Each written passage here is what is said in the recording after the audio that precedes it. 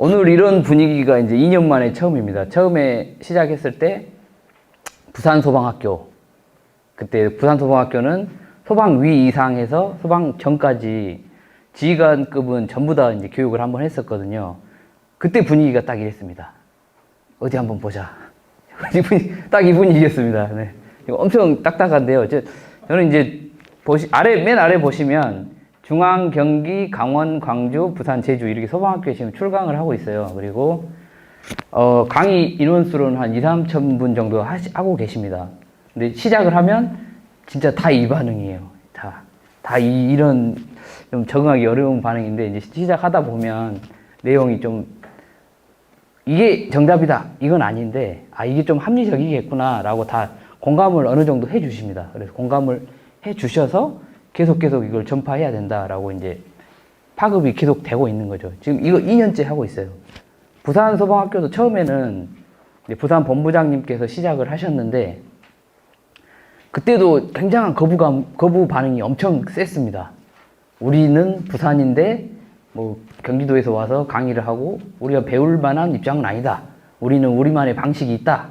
라는 그 태도를 계속해서 이제 푸시를 해주셨어요. 근데 이제 계속 하다 보니까 이런 거는 우리가 채용해서 쓸 수 있겠다. 위기 때 이런 거는 우리가 더 유리하게 작용할 수 있겠구나. 라고 이제 한 번 정도 생각을 하는 거 저는 그걸 인지라고 하거든요. 인지. 한 번만 인지하더라도 이제 우리는 한국인이라서 인지하고 나면 응용력이 엄청 셉니다. 그래서 부산을 이제 한번 제가 조금 이따 영상도 나오는데요. 부산을 봤더니 그런 변화들이 감지가 됩니다. 그건 이제 계속해서 이제 말씀을 드릴게요. 이게 이제 저도 하다 보면 첫 시간에는 이제 텐션이 안 올라가요. 그래서 처음에는 당황하기도 하는데 오랜만에 이제 오프라인 강의여서 살짝 떨리기도 합니다. 네. 근데 지금 이 떨림이 굉장히 좋은 것 같습니다. 삶에 있어서 이런 떨림이 온다는 것 자체가 굉장히 바람직한 일인 것 같습니다. 네, 저는 경기 북부 소방재난본부 정보통신팀에 현재 근무하고 있습니다. 네, 이건 제 전화번호고요. 혹시 뭐 좋은 의견 있으시거나 뭐 필요한 자료 있으시면 보내드리도록 하겠습니다. 2008년에 저는 이제 처음 소방에 입문했고요. 이 2008년이 이제 저에게 있어서는 역사적인 해였습니다. 그때 은평구 대조동 여인도시 나이트 화재 사건이 임용된 지 한 달 만에 이런 사건이 이제 발발했죠. 거기서 이제 저희 동료 3분이 순직하셨는데, 거기서 이제 저는 굉장한 자괴감을 많이 느꼈죠. 이 화재 진압하면서 우리 동료분들께서 순직하시는데, 저는 아무것도 한 게 없다. 그냥 보고 있었다. 굉장한 자괴감에 시달렸습니다. 우리끼리 얘기지만 이때 이제 동료들을 응구할 때 이제 봤는데, 응구가 아니고 이제 수습할 때 모셨는데, 손톱이 없으세요. 손끝에. 왜 손톱이 없으신지 혹시 예측 가능하십니까? 고립이 돼서 이제 패닉이 오니까 도끼를 찍다가 도끼가 안 되니까 이제 손으로 긁으신 거예요. 그 얘기를 듣고 저는 굉장히 많이 울었던 생각이 납니다. 다시는 이런 일이 없도록 해야 되겠다. 내가 소방에서 있는 한 내 목표는 이걸로 해야겠다. 순직사고는 다시는 보고 싶지 않다 했는데도 불구하고 계속해서 우리는 순직사고를 목격하고 있습니다. 그리고 세월호 사고 수습 지원. 이거는 왜 말씀을 드리냐면 대형 사고 현장에서 우리가 어떻게 해야 되는지, 여기도 300명의 우리 아이들이 희생이 됐는데요. 이때 제가 무슨 일을 했냐면 팽목항에서 아이들의 시신이 수습되면 안산 비행장으로 옵니다. 구급차로도 오고 군용 헬기로도 와요. 그럼 그 시신을 저희가 구급차로 수습을 해서 각 병원, 영안실로 뿌립니다. 근데 그 뿌렸을 때 신원이 안 나와요. 신원이 왜 안 나왔을까요? 하도 오래돼서 DNA 분석을 마쳐야 됩니다. DNA 분석하는데 2, 3일이 걸려요. 그럼 그때까지 그 다수 사상자에 대한 추적 관리를 계속 해줘야 됩니다. 그걸 놓쳤을 때는 엄청난 일이 벌어지는 거죠. 가족으로서는 용납이 안 되는 일이 벌어집니다. 근데 거기서도 이제 많은 문제점과 앞으로는 이렇게 해야 되겠다라는 교훈도 많이 얻었죠. 그래서 다수사상자가 났을 때 어떻게 해야 된다라는 걸 좀 경험을 했었다라는 말씀을 드립니다. 그리고 저유소화제 혹시 기억하십니까?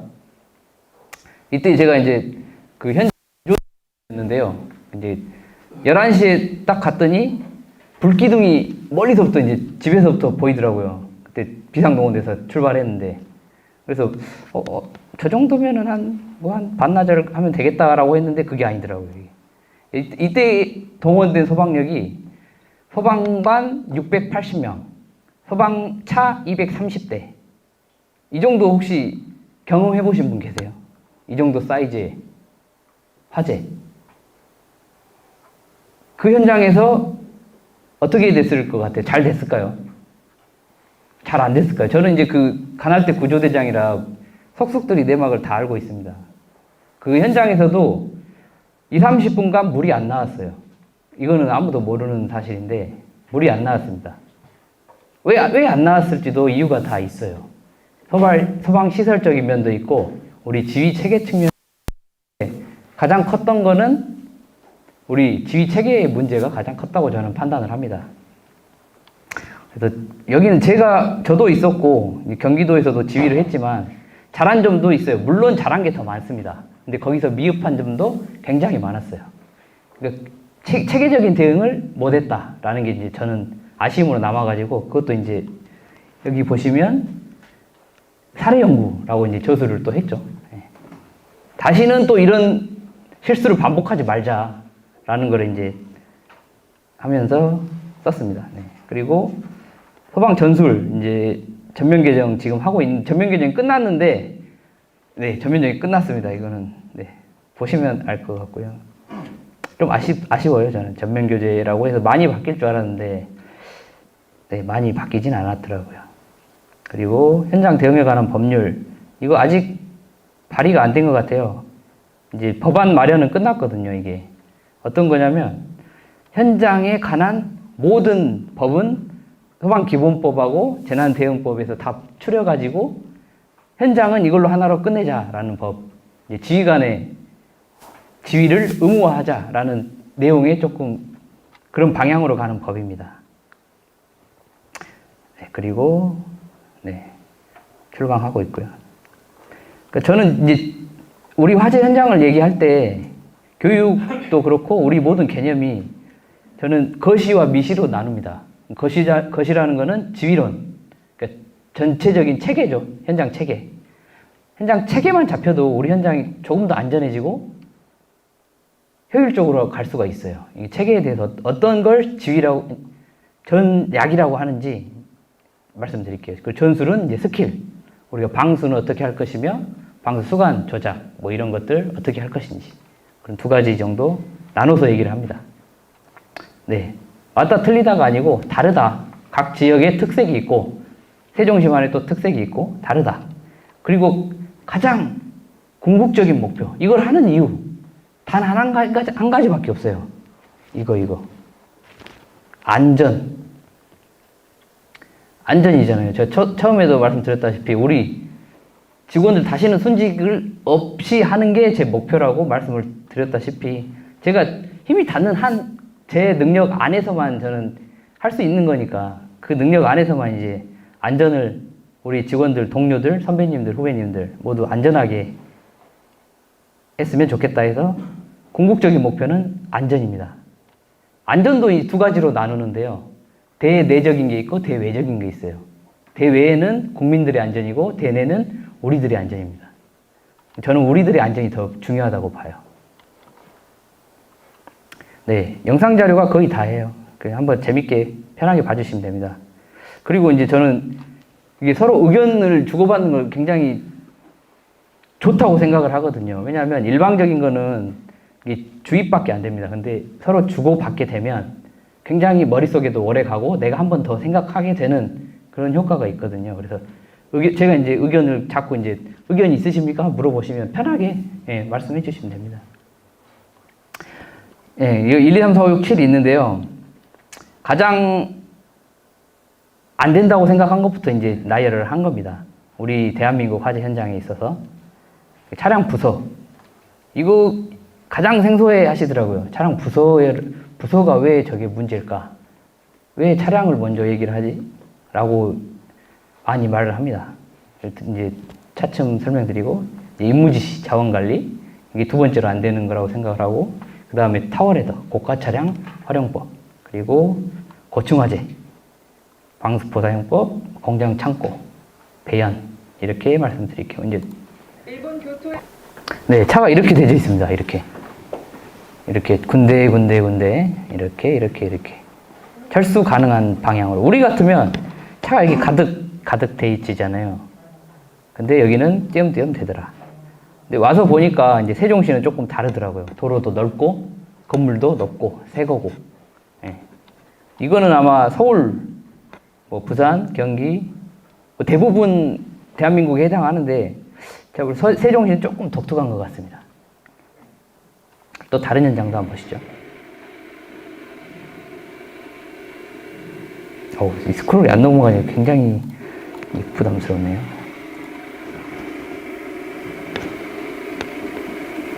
여기도 보시면 이렇게 차를 댔어요. 여기 이렇게 되고 이제 필요성이 좀 떨어지는 차는 멀찍이 됐습니다. 그러니까 우리 현장 같으면 여기가 화점이면 이렇게 차량들로 다 가득 채우죠. 세종시는 어떻게 하고 계신가요? 화재가 났다. 이렇게 하십니까? 아니면은 차들이 꼬리에 꼬리를 물고 부서를 하십니까? 어떻게 하고 계시죠? 꼬리에 꼬리를 무나요? 아니면은 띄엄띄엄 부서를 하십니까? 혹시 말씀해 주실 분 안 계십니까? 네, 잘못했고 잘했다가 아닙니다. 이거는 그렇게 하고 네. 우리 소방대전 나온 이후로 네. 띄엄띄엄 부서를 하고 네. 가능한 아주 잘 하고 계십니다. 네. 하려고 노력을 아, 네네. 혹시 훈련도 편성이 돼 있나요? 차량 부서 하고 계시죠? 아, 다행입니다. 이게 그 2년 전에 시작을 했지만 이게 조금씩 이렇게 변화가 있더라고요. 부산도 하려고 노력을 하면서 훈련을 편성을 그 뒤에 했고 경기도도 훈련을 편성을 해서 하려고 하는데 잘은 안 되죠. 예, 그동안 우리 50년, 60년 역사가 있으니까 그게 하루아침에 2년 만에 바뀐다는 건 말이 안 되잖아요. 그래서 하려고 변화를 시도하고 있는 것 자체를 긍정적으로 저는 생각을 합니다. 그러니까 왜 이렇게 되면 안 되는지 이제 나중에 또 설명을 드릴게요. 아, 이거 너무 길려면 힘든데. 네, 일단은 좀 이따 설명드리고.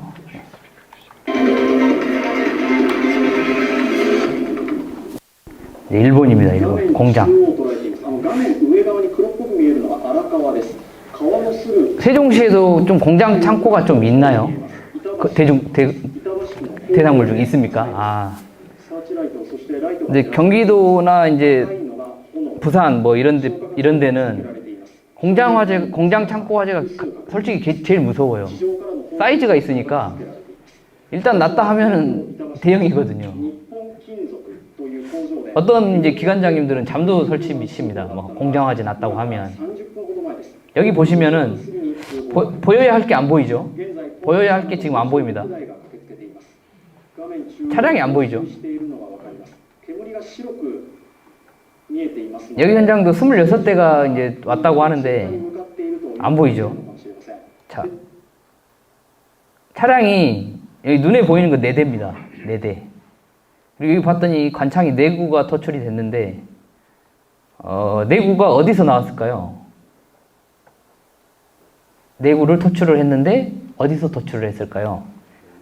여기서 다 토출을 했겠죠. 네.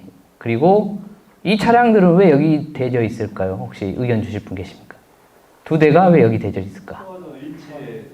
아, 맞습니다. 정답입니다. 소화전 위치고 중계를 한번 밀어주는 것 같아요. 그래서 여기서 4구찌가 나갔습니다. 이거를 메인 펌프 전술이다라고 부릅니다. 메인 펌프 전술이다. 이렇게 하게 되면 얻을 수 있는 이점이 있어요. 이점이 뭐가 있을까요? 그냥 자연스럽게 이제 얘기를 말씀해 주시면 이렇게 하면은 이런 게 좀 좋겠다라고 하는 게 좀 뭐가 이렇게 하면은 뭐가 좋을까요? 아, 맞습니다. 장애물이 없으니까 다칠 염려도 좀 적겠죠. 그리고 또 뭐 또 있나요? 사상자가 SH 때는 구급차가 뭐 신속하게 이렇게 맞습니다. 구급차 진입이 쉬워요. 그리고 퇴각도 빠릅니다. 또 있습니다.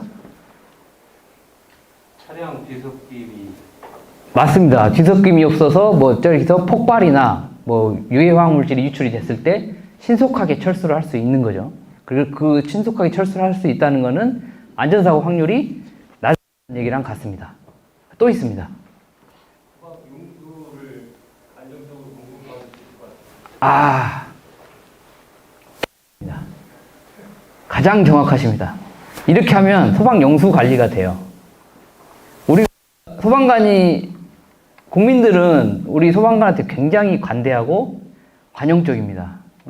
근데 딱 한 가지 용서받지 못할 행위가 있죠. 뭘까요? 소방차 물 떨어지는 물 떨어지는 건 용서를 못합니다. 얼마 전에 경찰 보셨죠? 경찰이 현장에서 범인을 제압하지 못하는 것은 경찰의 핵심 업무인데 핵심 업무를 못하는 것은 비난을 피할 수가 없습니다. 근데 우린 다행히도 물 떨어지는 거, 그 자기에 대해서는 그 자기만 우리는 하면 되는 거거든요. 근데 이렇게 하게 되면 수원 관리를 할 수 있습니다. 수원이 떨어지지 않죠, 이렇게 하면. 여기서 뽑아주고, 밀어주고, 여기서 내구찌 나간다. 그럼 간혹 이제 한 2, 3천 분 강의를 하다 보니까 이제 이런 말씀을 하시는 분이 계세요. 아, 내구찌에서 압이 나오냐? 압이 나올까요, 안 나올까요? 수압이 나올까요, 안 나올까요? 내구찌를 뽑았을 때. 수원은 안 떨어집니다. 수압이 나오냐, 안 나오냐? 이게 문제거든요. 수압이 나올까요? 혹시 나온다 한번 손 들. 네. 전기압으로 연결을 해서 수압을 올리는 방법도 있습니다. 맞습니다. 네. 그리고 또 한 가지 우려되는 부분은 네. 수관이 고였거나 네.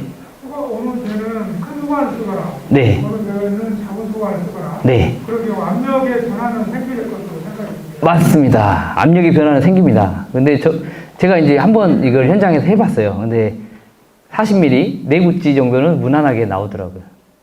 소방차가 이제 오래된 거 아니면. 근데 내구찌를 이렇게 내줬을 때 또 다른 또 문제점이 있어요. 어떤 문제점이 있을까요? 내구찌가 관창에 토출했을 때 압이 나오긴 나옵니다. 그 다음 문제, 그 다음 생길 수 있는 문제. 똑같은 압력으로만 네네. 뭐 7kg, 10kg 이 정도. 예, 보통 우리가 쓰는 압력인데 그랬을 때 생길 수 있는 문제점. 추가적인 문제점이 또 발생을 하더라고요. 그 뒤에. 누가가 컨트롤을 해줘야 되는데 네. 막고 방사도 아, 네. 그럴 수도 있습니다. 이게 이제 장시간 되다 보면 펌프가 계속 돌면서 열을 받잖아요. 열을 한 2시간 받으면 압이 안 나옵니다. 그 상황은 모두 이제 잘 모르시더라고요. 근데 만약에 현장에 지휘관이시거나 기관원이 되시면, 아, 이걸 2시간 돌리면 압이 안 나올 수 있다. 라는 사실을 알아주셨으면 좋겠어요. 입니다. 네. 네, 내구치를 뽑아가지고 2시간, 3시간 돌리면 펌프 자체가 열이 받아요. 열이 받아가지고 펌프 압이 안 나옵니다. 그 시간이 되면 다른 펌프로 교체를 해주면 됩니다. 네, 이런 걸 아시고 현장에 임하시면 도움이 됩니다. 왜 물이 안 나와라는 무전을 안 하셔도 된다라는 걸 이제 말씀을 드리는 거죠. 네, 이제 미국입니다. 스크롤 이제 얘네들을 보면, 아니, 미국인들을 보면 소화전 중심의 작전을, 소화전 중심에. 소화전 중심의 작전한 이유를 봤더니 걔네들 펌프차에는 물탱크가 없어요. 그럼에도 불구하고 기본적인 전술이 화재 현장에 펌프차가 딱 도착을 하면 소화전을 먼저 점령을 하고 그 다음에 수관을 전개해서 불을 끈다 라는 게 기본 전술입니다. 근데 이제 저는 이거를 이제 백전 불태의 전술이라고 하거든요. 위태롭지 않다. 이제 위태롭지 않다는 거, 우리가 다치지 않을 확률이 높아진다. 불에 우리가 질 확률이 낮아진다라는 걸 말씀을 드리는 건데요. 이제 이세돌 혹시 아시죠? 이세돌 나오는 혹시 유퀴즈 예능 보신 분 계세요? 유재석이 이제 이세돌이 은퇴하면서 인터뷰를 합니다. 그동안 이제 기사 생활을 한 20년, 30년 하셨는데 가장 어려운 상대가 누구였냐 그랬는데 누구라고 했을까요? 이세돌이. 내가 기사를 하면서 가장 어려웠던 상대. 알파고. 네. 놀랍게도 알파고는 아니었다. 라고 하더라고요. 그럼 커제냐? 근데 커제는 뭐 생각해 본 적도 없다. 이창호였다고 합니다, 이창호. 이창호는 이제 대국의 스타일이 보급을 연결을 하고 성을 쌓고 강력한 성을 계속 올린다고 합니다.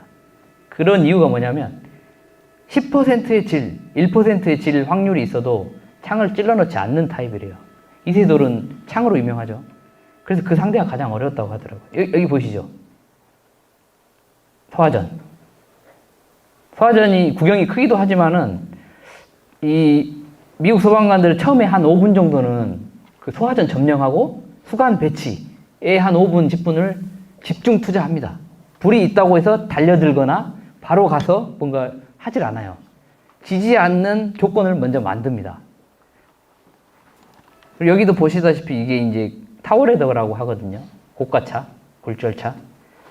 항상 저도 이제 화재 진압을 할 때 말씀을 드리는 게 한쪽에서 화재를 밀면 이게 물리적 법칙으로 불은 반대편으로 밀립니다. 이거는 그냥 자연의 진리, 섭리입니다. 얼마 전에 저희 이제 근무하는 일산에서도, 경기도 일산에서도 샌드위치 공장이 5동이 있어요. 근데 이제 상황실에서 보고 있었더니 한 공장을 밀면서 이제 들어가시더라고요. 이렇게 순차적으로 있으니까. 결과는 다섯 개가 다 탔어요. 되죠. 예.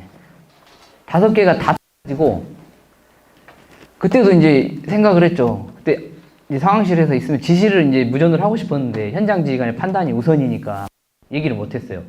여기서 밀고 들어가면 반드시 반대쪽에서 잘라줘야 된다. 간창 배치를 무조건 해줘야 된다. 근데 그거를 이제 갈 때까지 이제 안 하시더라고요. 그래서 이제 5통이 연쇄적으로 했던 그런 사례가 있었습니다. 네. 네, 드디어 됐습니다.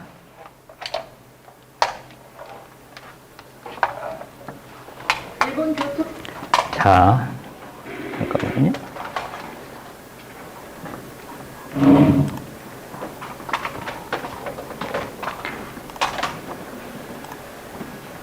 옮겨주고 계시는 거네요. 네, 역시 탁월하십니다. 새 건물이고 정부 청사들이 밀집해 있고 다 아파트고 고층이 있는데 여기서 만약에 우리가 실수를 했을 때는 우리가 용서를 받을 수 있겠는가라는 두려움이 또 오더라고요. 그래서 여기가 언젠가는 정부 청사 또는 고층 건축물에서 뭔가 이 블랙스완이라고 하죠. 혹시 블랙스완 아세요? 블랙스완 아시죠? 블랙핑크가 부른 노래가 아니고 블랙스완이라고 있습니다. 그러니까 백조는 예전에 갈라파고스 군동가 거기서 블랙스완이 발견되기 전까지는 하얀색인 줄 알았대요. 근데 어느 날 갑자기 대항해 시대가 열리면서 유럽에 검은 백조가 등장을 한 겁니다. 그래서 그 검은 백조를 보고 이제 모두가 아니라고 했을 때 아니라고 없다. 이건 있을 수가 없는 일이다라고 하지만 있을 수가 있는 일이 발생한다는 게 블랙스완이거든요. 그러니까 이제 이스라엘 교수 나심 탈레브인가 그 교수가 얘기를 한 건데 세종시도 마찬가지로 그 블랙스완이 발생할 수 있다고 생각을 해요. 언젠가는. 울산도 보셨죠? 울산도 고층 화재 건축물에서 다양한 문제점이 발견이 됐고 그 다양한 문제점에 대해서 우리가 대비가 됐는가? 대비가 안 됐다고 봅니다. 혹시 옥내 소화전 연결성수관으로 밀어주면 몇 층까지 올라가는지 아세요? 물이 펌프차 수압으로 몇 층까지 올라간다. 한 층에 3층 계산, 3m 계산해서. 만약에 여기 49층 아파트가 있다. 49층을 우리가 펌프차로 밀었는데 49층에서 방수 토출할 수 있다. 손. 할 수 없다.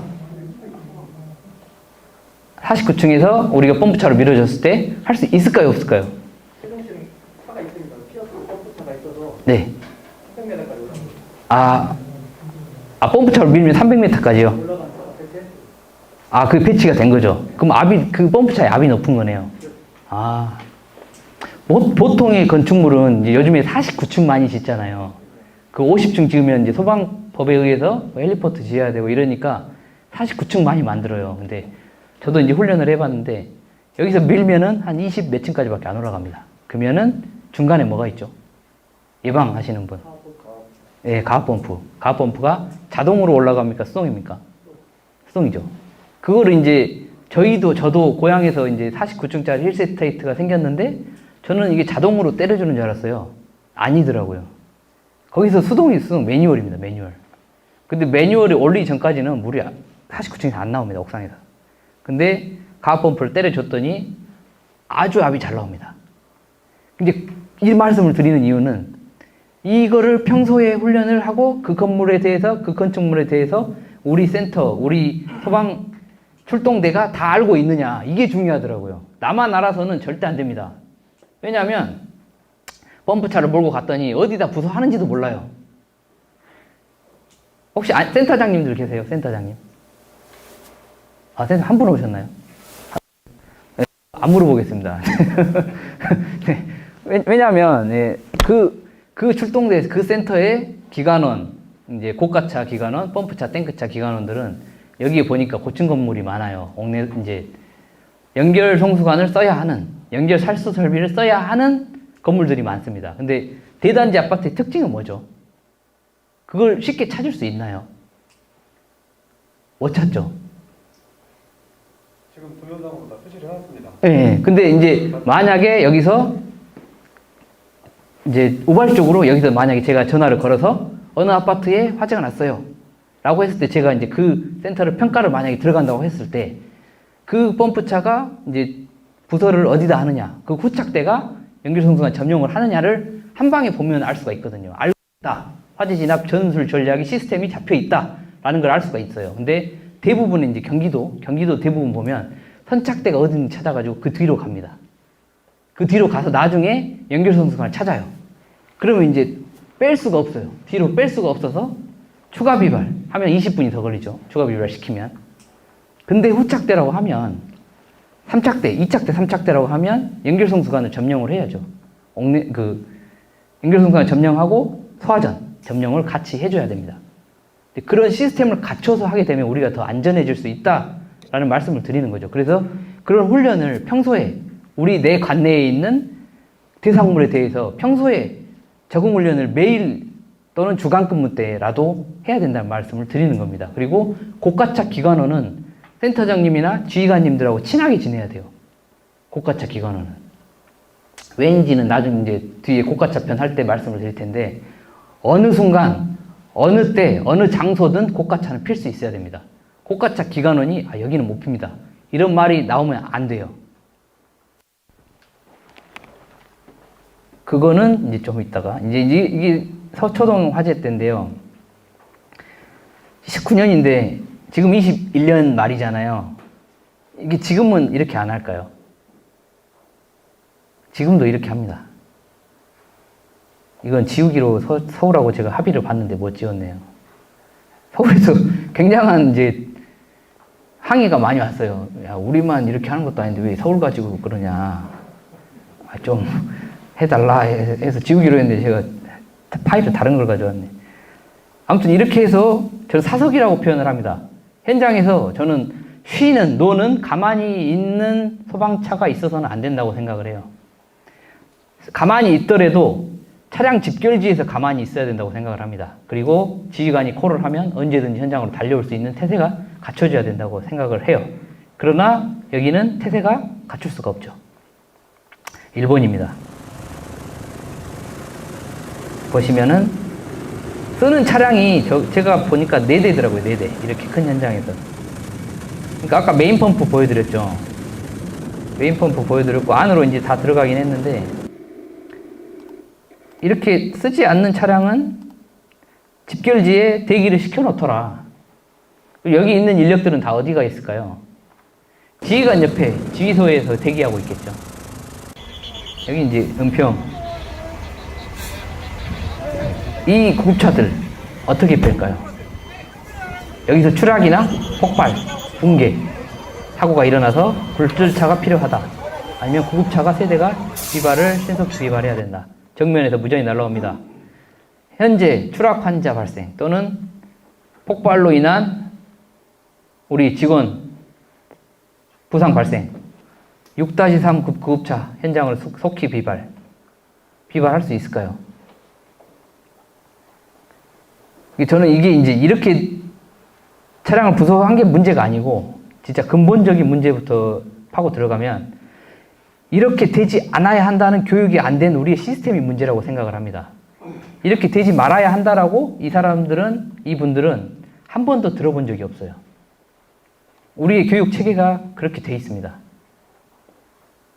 굉장히 열심히 해요. 수간도 피고 아침이라서 아마 구급대원 같은 경우 서울에서는 날 새거든요, 거의. 날 새고 왔음에도 불구하고 굉장히 수간도 펴주고 왔다 갔다 열심히 합니다. 근데 이제 차량이 필요한 상황이 생기면 못 나가죠. 이거는 지휘 책임이에요, 지휘 책임. 시스템을 잡지 못한 책임입니다. 이렇게 되면 안 된다. 우리가 효율적으로 폐차 가능한 지역에 다시 쓸 수 있도록 또는 다른 차량이 진입할 수 있는 조건을 만들어줘야 한다라는 공감대 또는 표준, SOP가 신임자 교육 때부터 있어야 된다고 저는 주장을 해요. 그 신임자 때, 말랑말랑할 때, 깨끗할 때, 이게 원칙이다. 이렇게 되지 않는 게 원칙이다. 라고 하면 그 사람들이 가서 현장에서 얘기를 하겠죠. 아니, 이 차가 빠져야 되는데 왜 이렇게 차를 대야 하죠? 라고 한마디면 이제 그 현장이 바뀌거든요. 자, 배치를 왜 다시 할 수 있어야 되나? 자, 차를 댔죠? 근데 생각지 못하는 복사열이 발생하고 있습니다. 복사열이 발생을 하면 차가 녹아. 그래서 저는 차량을 인접해서 대지 말라, 제발 대지 말라라고 말을 많이 합니다. 되도록이면 위 코너 또는 몇 미터 좀 떨어져서 대라 라고 말을 하죠. 근데 다행히 재배치를 합니다.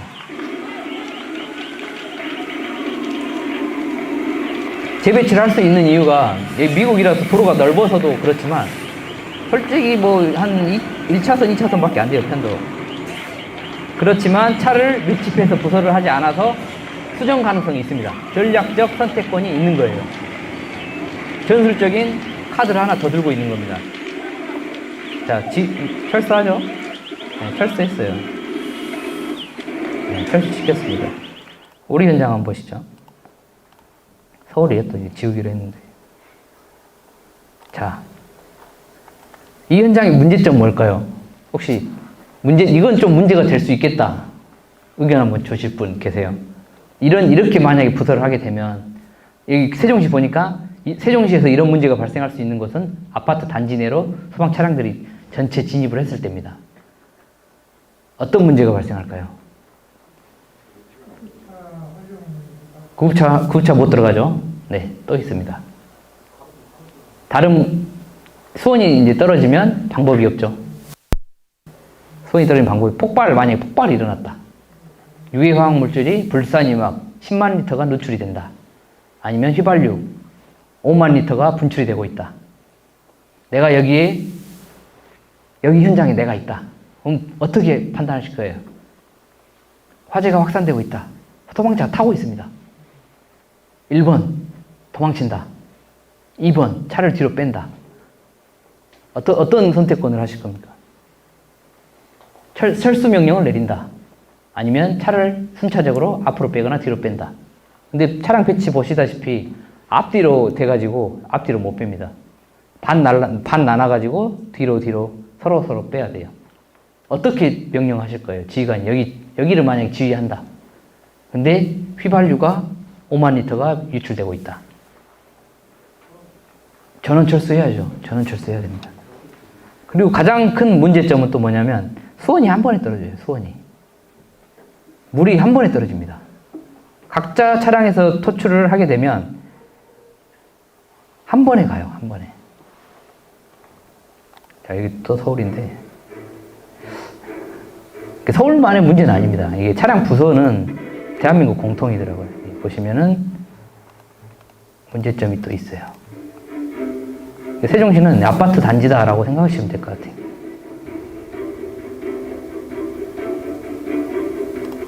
이거 구급차 굉장히 안 보고 싶은데 보이죠? 왜 여기 됐을까요? 그러니까 이게 구조적인 문제인 거죠. 우리 시스템에. 우리의 현장 대응 체계는 정립이 되지 않았다라는 반증입니다. 이거는. 어느 현장에서든지 이런 정면을 발견했다는 거는 나오지 않아야 할 장면이 계속 등장을 하죠. 이게 다 유튜브 자료입니다. 그리고 여기 있는 지금 강의하는 PPT 자료는 여기 계신 분들 원하시면 얼마든지 드립니다. 여기 놓고 갈 테니까 여기 저기 직원분한테 얘기하셔가지고 받아가셔서 안전센터 직원들 또는 어디 필요하신 데 있으면 전파를 많이 해주십시오. 그래야 이제 우리 현장이 많이 바뀌니까. 자, 여기 방수포 보이시죠? 이 차 대신 어떤 차가 되면 더 효율적이었을까요? 고가차 맞습니다. 고가차를 쐈을 때는 위에서 아래로 찍어 내려서 쏠 수 있잖아요. 그러면 쏜 도달량이 거의 100에 가깝습니다. 근데 곡사로 쏘니까 거의 물이 안 가요. 근데 이렇게 전술적 변화를 이미 줄 수가 없는 상황이 돼버렸어요. 차량 보이시죠? 그래서 수간 각자 뽑았고, 각자 뽑으니까 현장에 물이 계속해서 부족해 갑니다. 그래서 계속해서 탱크차를 부르는 거죠. 추가 비발. 자, 왜 되면 안 되느냐?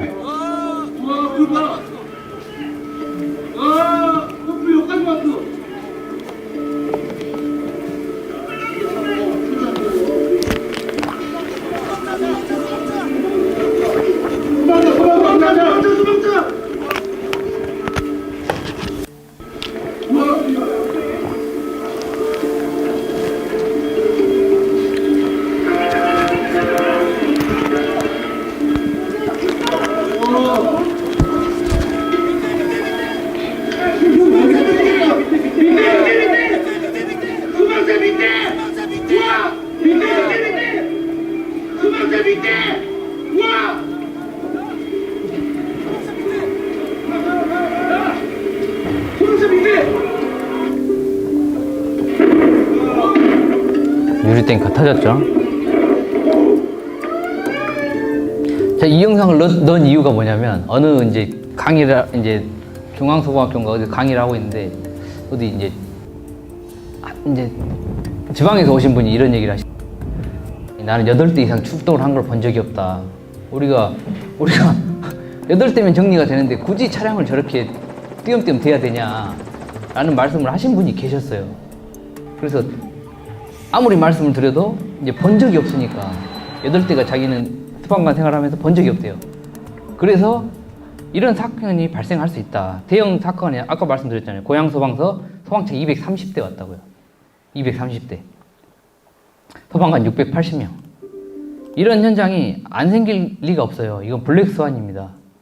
세종시라고 이런 일이 안 생길까요? 이게 중요한 거는 이런 일이 발생했을 때 우리가 어떻게 대응할 건가를 머릿속에 넣어봤냐. 이게 중요하더라고요.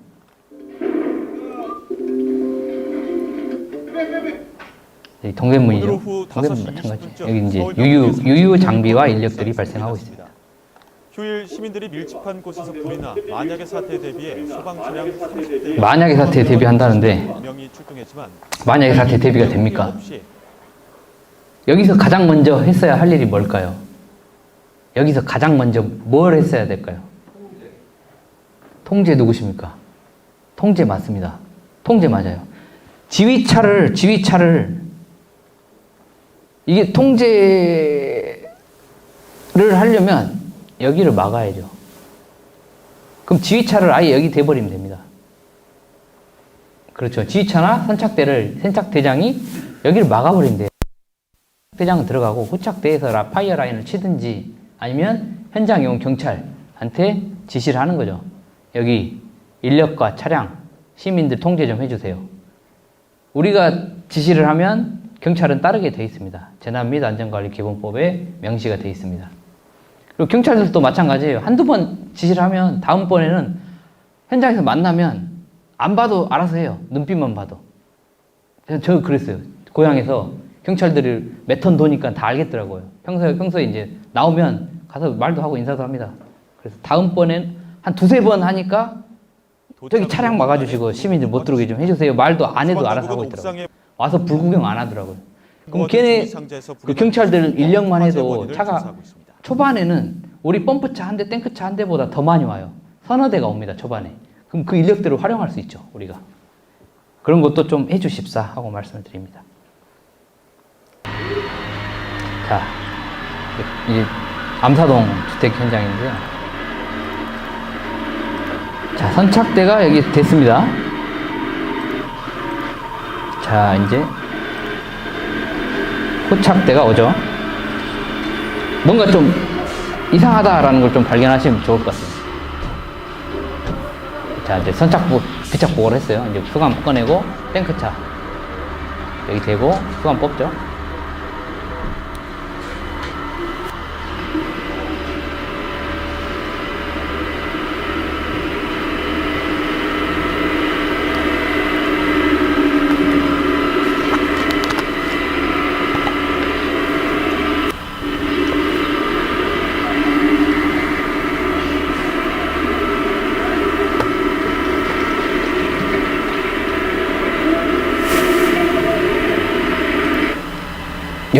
조금 이렇게 했으면 더 좋았을 텐데 라고 하는 포인트가 혹시 있으십니까?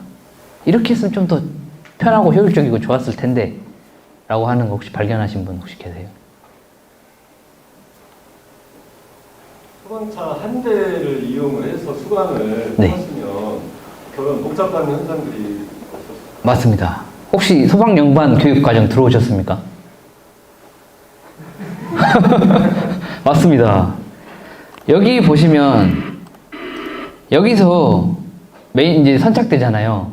여기서 수관을 뽑았으면 더 좋잖아요. 이렇게 재단 안 해도 되고 수관 안 풀어도 되거든요. 여기서 한 개만 가지고 후착대가 가지고 밀고 들어가 버리면 여기 기관원이 뒤에서 잘라줍니다. 그런 이제 합의는 사전에 돼 있어야죠. 내가 들어가면은 기관원의 임무는 거기서 재단을 맞춰서 잘라준다. 라는 이제 기본적인 전술이 협의가 돼 있어야 되는 거죠.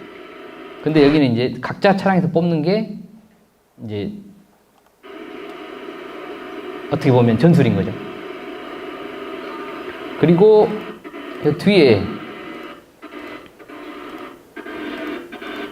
탱크차 이렇게 같이 와버리면 어떻게 될까요? 철수할 수가 없잖아요. 서로 이제 앞에 범퍼를 서로 마주봐 버리는 상황이 되면 서로 철수할 수가 없습니다. 그리고 좁은 골목길이라 후진으로 가야 돼요. 후진으로 가다가 보면은 꼭 안전사고가 발생합니다.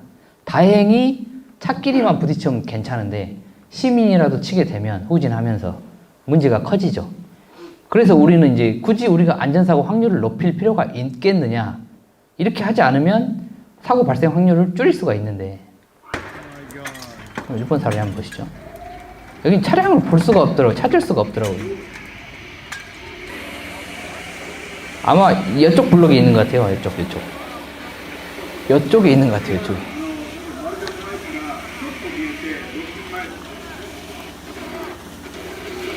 그래서 뭐 보면은 안 보여요. 자꾸.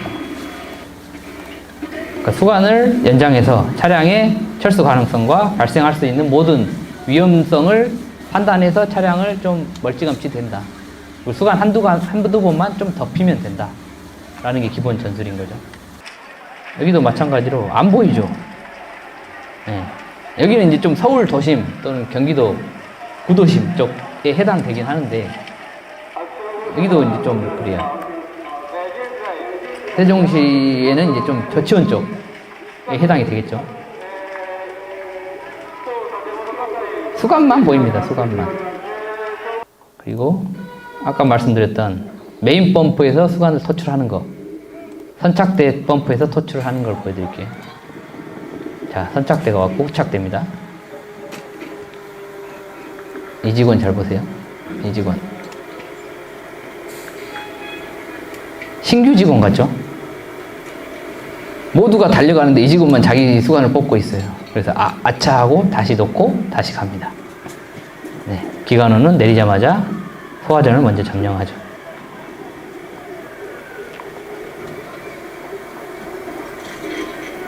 여기서 말씀드리고 싶은 거는 뽑기 편한 차량에서 수건을 뽑는다. 그리고 삼착대 한번 보시죠. 삼착대. 삼착대가 도착했어요. 네, 삼착대도 여기서 뽑죠. 그러니까 이거를 여기서 뽑는 이유는 단 한 가지더라고요. 이게 편하니까. 이게 효율적이니까. 라는 이유 단 한 가지입니다. 그렇죠. 일본도 마찬가지고. 그냥 이게 편하고 효율적인 거예요. 이렇게 해라 딱 법칙이 있는 게 아닌 것 같더라고요. 왜냐하면 이 사람, 미국 사람들하고 일본 사람들하고 유럽 사람들이 서로 우리 회의를 해가지고 여기 먼저 선 펌프차에서 서로 뽑도록 합의를 합시다. 이럴 리는 없잖아요. 그래서 우리도 이렇게 했으면 좋겠다. 할 수 있다면. 이거는 이제 아까 암사동 화재를 재구성한 거죠. 이렇게 펌프 탱크를 선착대로 대고 나머지 후착대는 조금 세차 가능한 지역 여기나 여기 대고 수관으로 보수해주고 선착대 여기 소화전은 진짜 여기 있어서 이렇게 표시를 해놓은 겁니다. 그럼 뒤에 후착대 탱크 차는 무조건 후착대를 대고 선착대 펌프 탱크는 바로 펌프차에 보수를 해준 다음에 할 일은 소화전 점령이죠. 소화전 점령. 그런 기본적인 임무를 명시를 하고 있어야 됩니다. 우리 현장에서 보면 탱크차 기관원은 선착대에다가 보수 연결해주면은 다음 일을 안 하는 경우가 많아요. 이 탱크차 기관원, 여기 펌프차 기관원은 방수를 토출을 시작했으면 그 다음 할 일은 어떻게든 소화전을 찾는 겁니다. 그리고 지휘차 기관원은 현장에 오자마자 반드시 소화전을 찾아야죠. 그리고 소화전 연결 끝 또는 수원 확보 끝이라는 말을 지휘관한테 해줘야 됩니다. 무전을 날려줘야 돼요. 그리고 현재 수원 잔량을 계속 말을 해줘야 됩니다. 저는 이제 고향에서 2년간 지휘팀장 하면서 계속 요구를 했어요. 지휘차 기관원한테.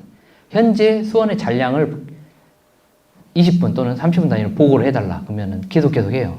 현재 잔량 2만 리터 또는 소화전 연결 중 또는 소화전이 없는 지역에서는 현재 확보된 탱크차 몇 대 그리고 현재 수원 몇만 리터라고 무전을 날려줍니다. 그러면은 현장을 판단하기가 쉬워요. 어떤 차량을 배치를 할지, 고가차를 배치를 할지. 고가차는 이제 수원을 많이 쓰잖아요. 그럼 여기서 고가차를 써도 되려는 판단을 지휘관이 할 수 있습니다.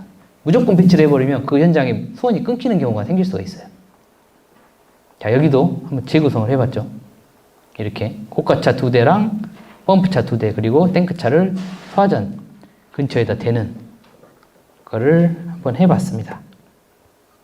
그리고 나머지 차량 아까 말씀드렸다시피 여기 차량 대기소에 대기. 또 한 가지 좀 팁을 드리면은 이거 소화전에서 탱크차 기관원이 좀 역량을 발휘한다 하면은 소화전을 이제 보수를 할 때 좋은 방법이 있습니다. 혹시 아시는 분 계세요? 좀 보수를 빨리 할 수 있는 방법. 기존 한 1.5배에서 2배 정도 빨리 보수를 시킬 수 있는 방법이 있습니다. 혹시 아시거나 해보신 분 계세요? 혹시 석션 기능 아시는 분 계십니까? 석션이라고 하세요. 네.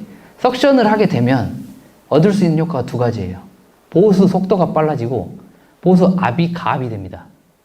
펌프를 뒤로 돌려버리니까 빨아들이는 거죠. 자연압을 빨아들이면서 여기서 압을 줘서 더 밀어줄 수가 있어요. 그래서 한 30분 걸릴 거를 한 15분 만에 보수를 할 수 있습니다. 그러면 이제 차량 2대 쓸 걸 한 대를 쓸 수 있는 거죠. 이제 그런 사항을 기본 교육 때나 아니면 센터장님들께서 평소에 탱크차 기관원들하고 평소에 나가셔서 훈련을 하시면은 아주 좋죠. 너 석션 아냐? 석션 보수하는 법 알아? 라고 얘기를 하고 알려주셔도 됩니다. 우리 한번 해볼까? 나가서 해볼까? 라고 하는 거죠. 어차피 시간은 가잖아요. 어차피 하루 출근하면 시간은 똑같이 흐릅니다. 달라지는 거는 그 시간의 농도죠, 농도. 얼마나 짙게 하루를 보냈는가. 어차피 우리는 출근해서 하루를 버텨야 됩니다.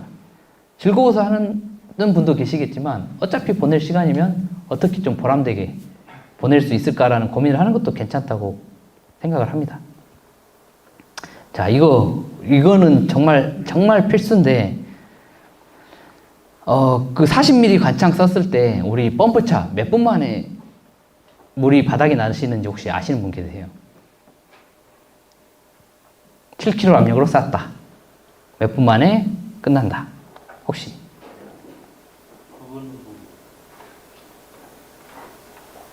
안 계세요? 네. 네. 왜냐하면 이제 이거를 2012년에 민세용, 권영준이라는 두 분이 연구를 하셨더라고요. 아주 좋은 연구입니다. 소방 발전에 굉장한 기여를 한 거예요, 이거는.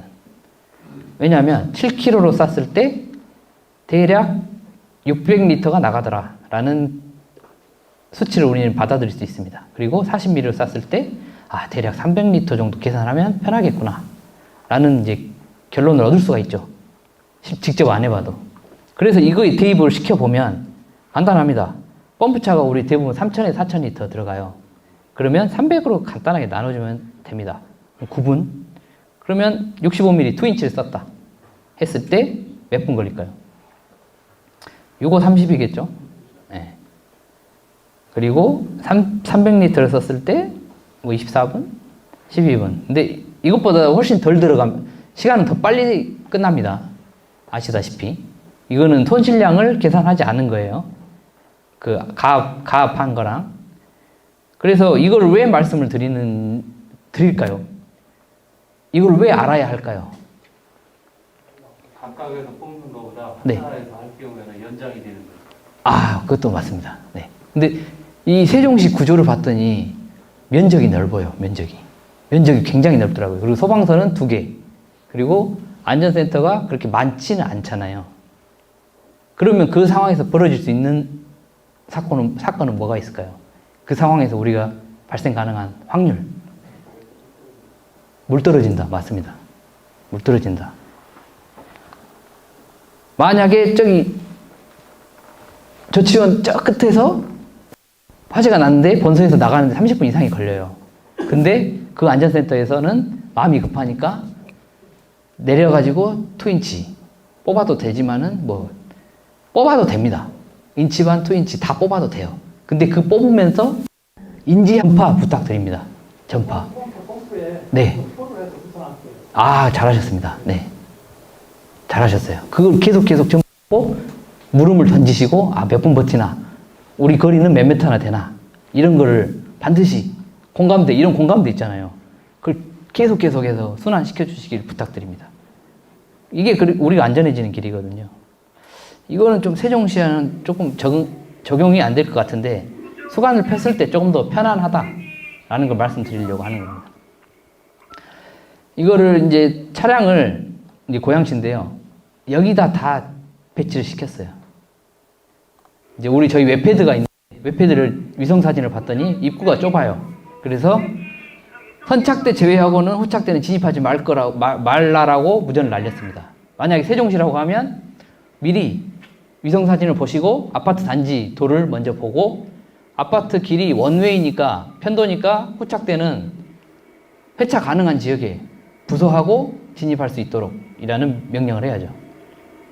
그리고 좀 더 나갔으면 후착대는 여기 소화전 공설 메토를 점령할 것 하고 나서 진입을 하면 좋겠죠. 자, 수관을 5번 덮였습니다. 차량 진입을 안 시키고. 그리고 5번은 기관원들 2명 시키니까 금방 깝니다. 펴고 한 명이서 2개 던지고 묶으면서 이제 연결하면서 걸어가 버리니까 금방 합니다. 훈련이 되면 금방 해요. 생각보다. 그래서 끝냈어요. 이렇게 했을 때는 얻을 수 이점이 또 있죠. 후진해서 빼지 않아도 된다. 후진해서 빼면서 안전사고 확률이 줄어든다. 그리고 수원 관리를 할 수 있다. 그러니까 여기까지 말씀드리는 거는 우리가 좀 더 효율적이고 더 쉽게 하는 방법이 어느 쪽인가를 말씀을 드립니다. 더 안전하고 쉽고 효율적인 생산성이라고 많이 표현을 하잖아요. 우리의 생산성은 안전하고 편한 거 아닐까요?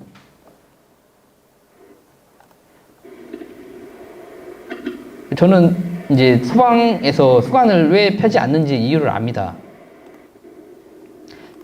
일본 사람이 이제 유튜브에 올려놨더라고요. 이제 이 사람도 이제 재밌는 거예요, 이게. 수간을 왜 이렇게 많이 폈을까? 이제 자기가 따라가 봅니다, 이렇게.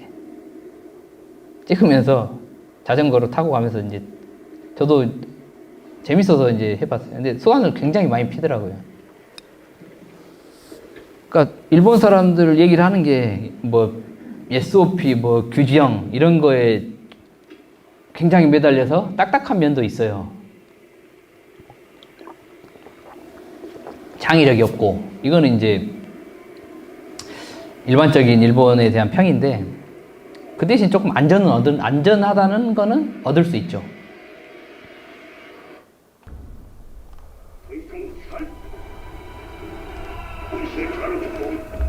이걸 좀 좋아하는 장면입니다.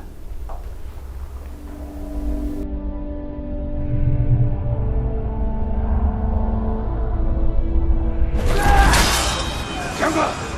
가판이 화포들을 격군실 좌로 쪽으로 옮겨 모조리 집중하려 하네. 되겠느냐? 그러다 나 죽을 수도 된다고 말하게! 예! 해보겠습니다!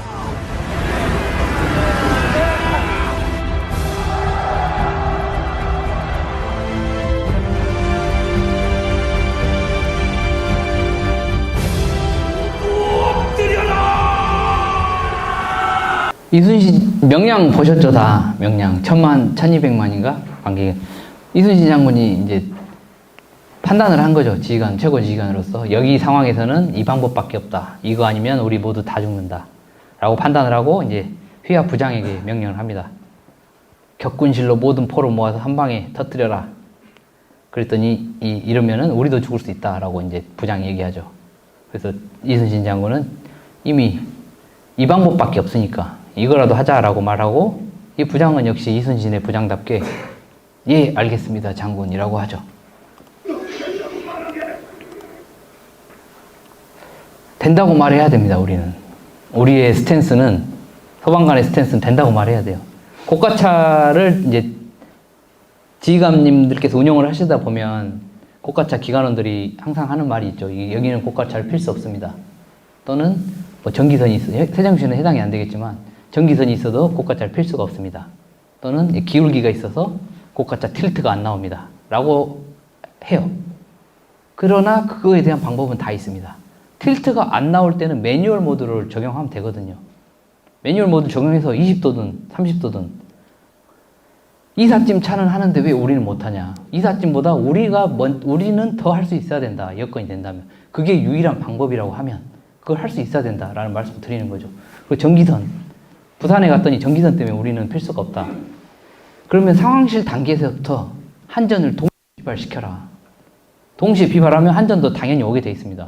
그러면은 오자마자 전기선 끊으라고 시켜라. 상황실에서. 그러면 거기서 이제 고가차를 필 수 있으니까 그게 유일한 방법이라고 하면 된다고 말해야 된다고 말씀을 드리는 겁니다. 여기도 마찬가지로 실제 적용했던 거죠. 이제 고양시 제가 16층에서 이제 옥상에 이제 화재가 났어요. 단열재가 다 타면서 16층에서 한 20분 동안 물이 안 나옵니다. 그래서 밑에 내려와 봤습니다. 왜 물을 안 보내? 그랬더니 지금 현장에 물이 떨어져서 탱크차를 추가 비발시키고 있답니다. 추가 비발시키면 이제 인근서에서 오니까 20-30분이 걸려요. 그러면 20-30분간 물을 안 쏘겠다는 얘기죠. 그거는 내일이 아니라는 거죠. 근데 이제 저희 이제 웹패드로 봤더니 좀 이따 웹패드도 설명해 드릴 텐데, 이 건너편에 소화전이 있어요. 소화전이. 근데 아무도 이걸 안 하는 겁니다. 그래서 된다고 말을 하는 직원들이 있어야 된다는 거죠. 현장을 설치하면 되잖아요. 이렇게. 이게 아니더라도 이 도로를 점용을 하는 한이 있더라도, 막아버리는 한이 있더라도 우리는 소화전을 점용해서 물이 끊기지 않게 하고 국민과 우리의 안전을 확보하는 게 우리의 스탠스잖아요. 그래서 해야 된다고 말을 하는 겁니다. 어떠신가요? 좀 유익하십니까? 아니면은 뭐 이상한 얘기를 하고 있는 것 같나요? 어떠신가요? 엄청 유익합니다. 너무 이제 분위기가 조금 무거운 엄중한 상황이라 조금 가볍게 가져가 보고 싶은데 잘 안 되네요. 영상이라서 이게 저는 이게 인지력이라고 봐요. 이게 한번 본 것과 안 본 거는 차이가 엄청 큽니다. 그래서 기회가 된다면 고가차 기관원을 중앙에 모아놓고 중앙에서 한번 이런 얘기를 한번 해보고 싶어요. 고가차를 이렇게 쓰는 방법도 있다. 그동안 봤던 방법 말고도 다른 방법도 있다. 한번 해보면 어떠냐 말씀을 좀 드리고 싶죠. 언젠가는 바뀌는 날이 오겠죠. 그리고 이건 이제 임무지시입니다. 두 번째 챕터인데요. 우리 현장에서 제가 봤을 때는 두 번째로 안 되는 게 임무를 지시하고 받고 이게 안 된다고 생각을 합니다. 아까 이제 첫 페이지에 보면 이게 이런 시간이 되면 이거 영상도 설명해 드리면 되는데 시간이 없어서 여기 이제 밴드 오브 브라더스에 보면 다 보셨죠? 밴드 오브 브라더스 미드 혹시 아시는 분 계세요? 밴드 오브 브라더스. 그 2차 대전 때 이제 노르망디부터 이제 2차 대전을 소개하는 영상인데 거기에 나옵니다. 가장 나쁜 지휘관이 누구냐? 그랬더니 뭐 지휘를 못하는 지휘관, 뭐 능력이 떨어지는 지휘관. 이게 아니다. 가장 나쁜 지휘관이 뭘까요? 혹시 의견? 네. 이거. 혹시 의견 있으세요? 이 지휘관은 가장 안 된다. 맞습니다. 네. 지휘관은 그 현장에서 결정을 하라고 있는 거예요. 지휘관이 그 사람의 높고 낮음이 아니에요. 우리 업무도 그렇지만 각자의 업무를 나눈 것 뿐이거든요. 그러면은 지휘관의 업무는 결정하는 겁니다. 그리고 나머지 각자 임무를 수행하는 거고요. 근데 그 결정하는 임무를 안 해버리면 지휘관의 임무를 안 하는 거죠. 여기 임무 지시까지만 하고 좀 쉴게요. 10분만 쉬겠습니다. 보시면은 지휘관이 선착을 했어요. 그리고 돌면서 지휘를 합니다. 여기서 또 질문 하나 좀 드리면은 면체 착용 시점. 면체 어디서 쓰십니까? 면체. 차에서 쓴다 혹시 계세요? 아니면은 뭐 현장에 도착해서 쓴다. 한번 우리 설문조사 한번 해볼까요? 차에서 쓴다. 네. 아니다. 내려서 쓴다. 한 5대5 정도 되는 것 같습니다. 이 5대5의 수치는 지금 전국이 똑같은 것 같아요. 한 2, 3천 분 교육을 드리면은 5대5 정도 나옵니다. 근데 그럴 때 이제 다양한 의견이 있어요. 이제 주고받으면 다양한 의견이 있는데 그걸 이제 데이터를 취합해서 전달을 해드리면 차 안에서 썼을 때의 이점은 빨리 진입할 수 있다. 그리고 안에 인명이 있을 때 빨리 진입해서 구출할 수 있다. 라는 장점이 있고 이제 진입 직전에 썼을 때의 장점은 차 안에서 서로 작전 토의를 할 수 있다. 그리고 습기가 끼지 않는다. 이거 바이패스를 열었다 닫았다 할 필요가 없다. 그리고 가장 중요하죠. 선착 보고를 무전으로 때릴 수 있다. 그리고 시야가 확보되기 때문에 걸려서 넘어질 염려가 없다. 우리 소방학교에서는 아마 4인조법에서 안에서 쓰라고 돼 있을 거예요. 맞죠? 맞나요? 여기서 써서 내리는 걸로 돼 있습니다. 근데 장단점을 따져보면 제가 봤을 때는 안에서 쓰면 단점이 더 많아요. 그래서 내려서 진입 직전에 썼으면 장점이 더 많으니까 그건 선택은 누가 이렇게 이제 규정이 아니에요. 그래서 선택은 효율적인 방향, 더 생산성이 높은 방향으로 선택하시면 됩니다. 여기서 말씀드리고 싶은 거는 자, 가장 중요한 장면이 나옵니다. 포착되죠? 뭐 하고 있나요? 임무를 지시받는데 저는 더 주목할 점이 뭐였냐면 너무도 당연하게 지휘관 옆으로 오더라고요. 2명이. 너무도 당연하게. 우리 현장은 이렇게 지휘관, 혹시 세종은 지휘관 앞으로 후착대가 가십니까? 지금 현재? 글쎄요. 네. 이게 지휘관마다 또 우리는 전국이 적용되는 게 달라요. 그래서 약간 혼란기에 있습니다. 혼란기에. 그런데 이 사람들은 이렇게 오면 이제 당연히 지휘관 옆으로 가더라고요. 그래서 우리는 뭐 하면 되나요? 라고 물어보는 것 같아요. 그래서 임무가 있는 데는 들어가고 임무가 없으면 대기시키더라고요. 네. 이게 너무 당연해서 너무 부러웠습니다. 저도 이걸 고향 소방서 지휘팀장 2년 하면서 적용을 시켜봤어요. 처음에는 안 됩니다. 근데 지휘관이 강력한 의지를 가지고 현장 지휘관 대원들한테 계속해서 얘기를 하면 됩니다. 그게 1년 걸리더라고요. 1년 걸립니다. 여기까지 대기시키는데. 제발 들어가지 말고 지시 받고 움직이세요.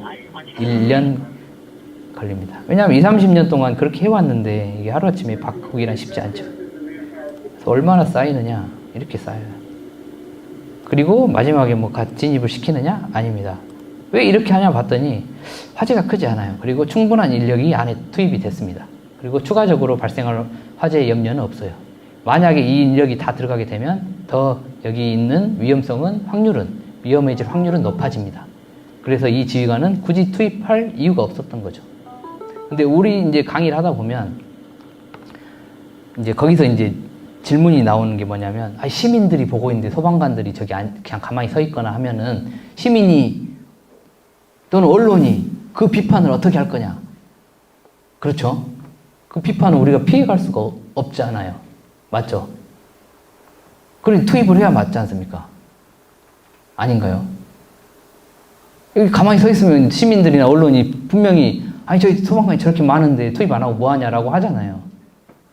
그럼 그 상황에서 어떻게 하실 겁니까? 들어가실 겁니까? 아니면은 어떻게 하실래요? 말을 해야죠. 우리는 지금 여기 우리 화재 진압 임무를 대기 중이고 필요한 상황이 발생했을 때 우리 작전 절차에 의해 투입을 할 것이다. 라고 말만 하면 됩니다. 그러지 않습니까? 그렇게 얘기를 했는데 거기에 대해서 누가 문제 삼을 만한 사람이 있을까요?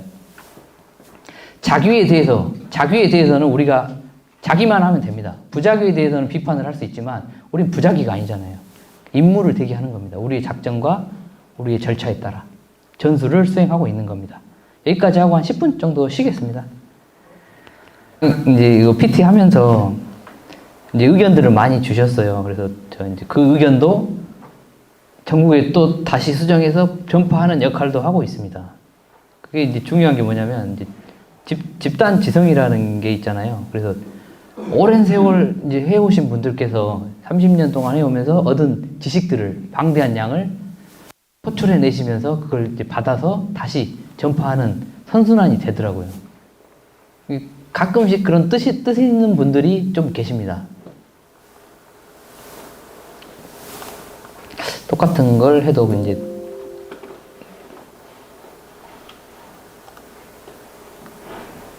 세종시도 보니까 이제 저도 그렇고 모두가 이제 생각하는 게 화재가 일단 많이 없잖아요.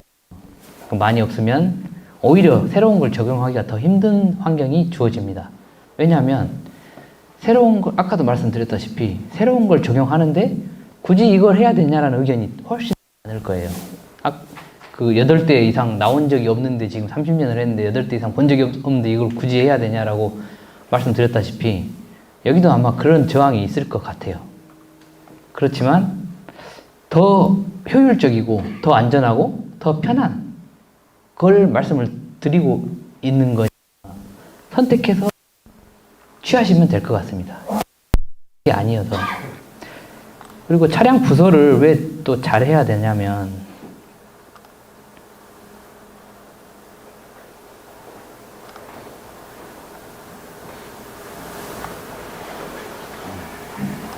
저는 이게 주로 이제 이야기의 흐름이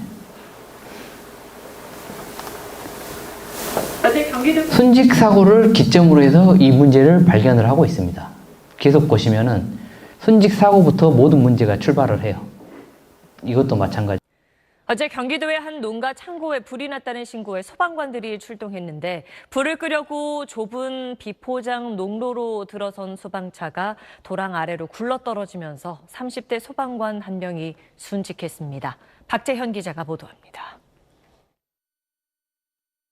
어제 오후 2시쯤 경기도 성남시 분당구 한 농가에서 농기계 창고가 불타고 있다는 신고가 접수됐습니다. 용인 소방서 수지 119 안전센터에서 근무 중이던 신진규 소방교는 물 6톤이 담겨있는 소방차를 몰고 현장으로 향했습니다. 관할 지역은 아니었지만 화재 장소가 멀지 않아 지원을 나간 겁니다. 약 10분 뒤 현장에 도착한 소방차. 머뭇거림 없이 화재 현장으로 들어가는 좁은 길로 진입합니다. 폭 3m가 안 되는 비좁은 농로였는데 소방차 폭도 2.5m가 넘었습니다. 흙으로 된 농로가 소방차 무게를 견디지 못한 듯 차량이 비틀거립니다. 한쪽으로 기우는가 하더니 소방차는 이내 7m 도랑 아래로 굴러떨어졌습니다. 신소방교를 구조하기 위해 동료 소방관들이 혼신의 힘을 다했지만 결국 숨을 거뒀습니다. 불을 꺼야 된다는 거하고 그 현장으로 가야 된다는 것밖에 생각 못 하실 거예요. 이걸 보면서 저는 이제 우리 모두 느껴야 되는 감정이라고 생각을 합니다. 우리는 무한한 책임감을 느껴야 됩니다. 여기 출근 소방교 계급의 직원이 그 뒤에 나온 이제 대책을 제가 살펴봤어요. 그 어떤 대책이 이거였습니다. 현장 실무 중심의 신임 교육을 개선하자. 그리고 소방 차량 운영 역량을 강화하자. 그러면은 여기에 나오는 프레임은 결론은 신임 교육 과정이 잘못됐다. 운영 역량이 부족하다. 라는 결론에 도달하게 됩니다. 그러나 우리가 이게 이 직원의 잘못이 아니었다고 저는 생각을 합니다. 왜냐하면 우리가 아까 지금까지 보셨다시피 현장에서 수간을 펴는 시스템만 갖춰져 있었다고 하더라도 지휘관이 현장은 길이 좁으니까 진입하지 말라라는 지시가 있었다고 하면 이러한 사고가 그래도 발생할 확률은 있어요. 그렇지만 발생 확률을 낮출 수 있었다고 생각을 합니다. 그래서 책임감을 느낍니다. 그렇지 않습니까? 확률을 낮출 수가 있잖아요. 여기서는. 수간을 연장하는 우리의 전술만 교육이 돼 있었다고 하더라도. 모든 문제점에서 저는 이제 이런 출발을 합니다.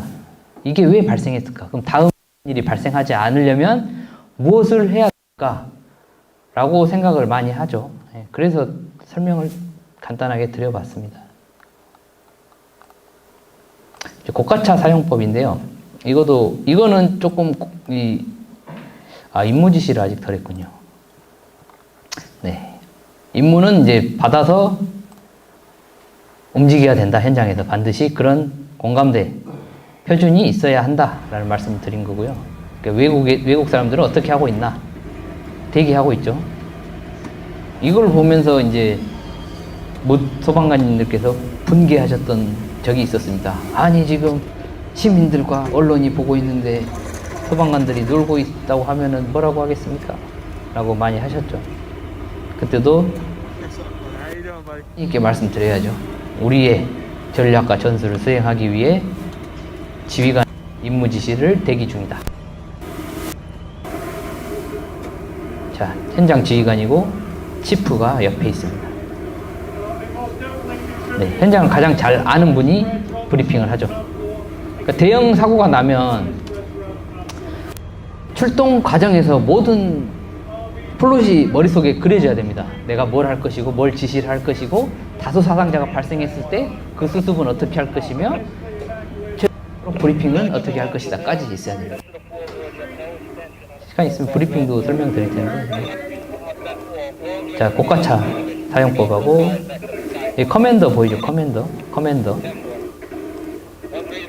보면은 뭔가를 막 패를 뜨고 있습니다.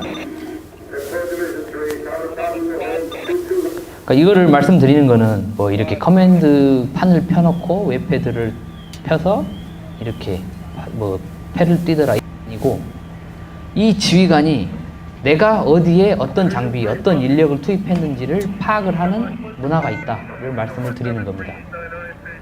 누군가는 알아야 되잖아요. 근데 우리 현장은 어느 군대, 어느 센터에서 어디에 들어가서 뭘 하고 있는지 파악을 현재는 하는 시스템은 없습니다. 솔직하게. 네. 저희도 마찬가지고 저도 마찬가지. 이런 시스템이 없어요. 잠깐만 저기 세종 저치원 안전센터 4명이 어디가 있더라. 무전을 지금 어디 그러면 어디 있습니다 라고 하고 무전이 안 나오면 모르는 거죠. 그렇지만 만약 현장 시스템이 있다고 하면 지휘관이 진입하라고 시켰고 진입 임무가 끝나고 현장 해제 진압 임무가 끝나기 전까지는 거기 있어야 맞는 거고, 내 임무가 끝났다고 하면 지휘관 무전보고를 해야죠. 임무가 끝났는데 다음 임무는 뭡니까? 라고 하면 지휘관이 대기 또는 철수라고 명령을 하겠죠. 그러면 관리가 되는 거잖아요. 이런 관리를 하고 있다 라는 말씀을 드리는 거죠. 자, 이거는 이제 혹시 P119 시스템이라고 아시는 분 계세요? P119. 한 분 계십니다. 이제 소방도 첨단의 길을 가고 있습니다. 이게 웹패드예요, 웹패드. 우리 이제 스마트폰을 하나씩 이제 나눠줬거든요, 경기도에서는. 그래서 이거를 경기도에서는 지금 한 현장 지휘관 분들 한 20, 30% 정도는 사용하고 계십니다. 다는 안 쓰세요. 근데 이게 좋은 게 뭐냐면 일단은 위성 지도가 보이죠. 그러면 길이 좁은지 넓은지를 판단할 수 있습니다. 그리고 소화전 위치를 알 수 있어요. 그리고 가장 좋은 게 차량 위치를 알 수가 있습니다. 차량이 어디 있는지, 짱 박혀 있는지 아니면 보수하고 있는지. 저는 이거를 활용을 해서 여기 보이시죠, 여기. 그러니까 여기는 아닌데 예를 들면 이 소화전에 탱크차 5대가 보수를 한다고 기다리고 있더라고요. 현장은 수원이 부족한데. 그래서 무전을 때렸습니다. 현장에 여기 예를 들어서 1, 2호 놔두고 3, 3호는 이리 가고 4호는 이리 가라 라고 무전을 때렸어요. 그리고 계속해서 무전을 쳐줍니다. 현재 고양 탱크 보수 완료까지 걸리는 시간, 기관원이 뜨거워 했겠죠. 깜짝 놀랐을 겁니다. 그동안에는 한번 보수하고 나면 언제 올지 몰라요. 근데 이걸 보고 위치가 보이잖아요. 올 때가 됐는데 안 오면 무전을 날려줘야 됩니다. 그러면은 이 지휘관이 지금 나를 보고 있구나라는 의식을 하게 돼요. 그러면 그 무전이 날아감과 동시에 그 현장의 모든 인원들이 각성을 하게 됩니다. 숨을 곳이 없다, 움직여야 한다라는 공감대가 형성을 시켜야 됩니다. 그리고 모두가 이 화재 진압을 위한 목적 달성을 위해서 활동을 해야 됩니다. 사각지대가 해서는 안 돼요.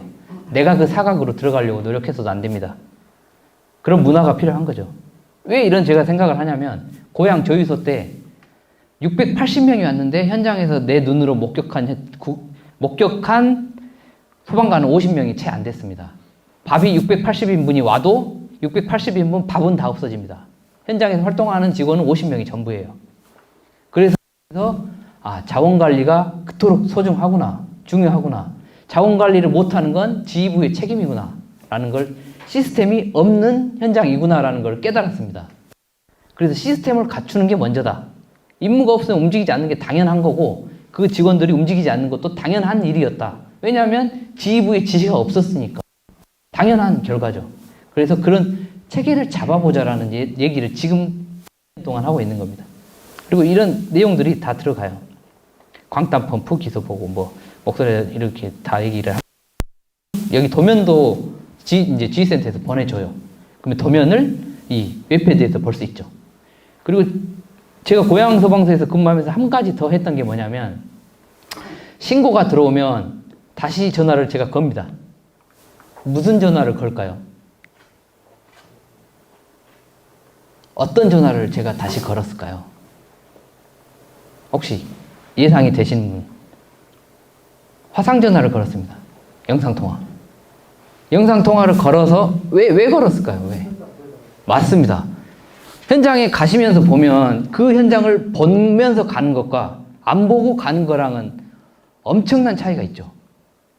그 현장을 한번 보고, 펌프차에서 한번 보고 가는 것과 지휘차에서 한번 보고 가는 것과 어떻게 선착대장이 도착할 때까지 기다려야 돼.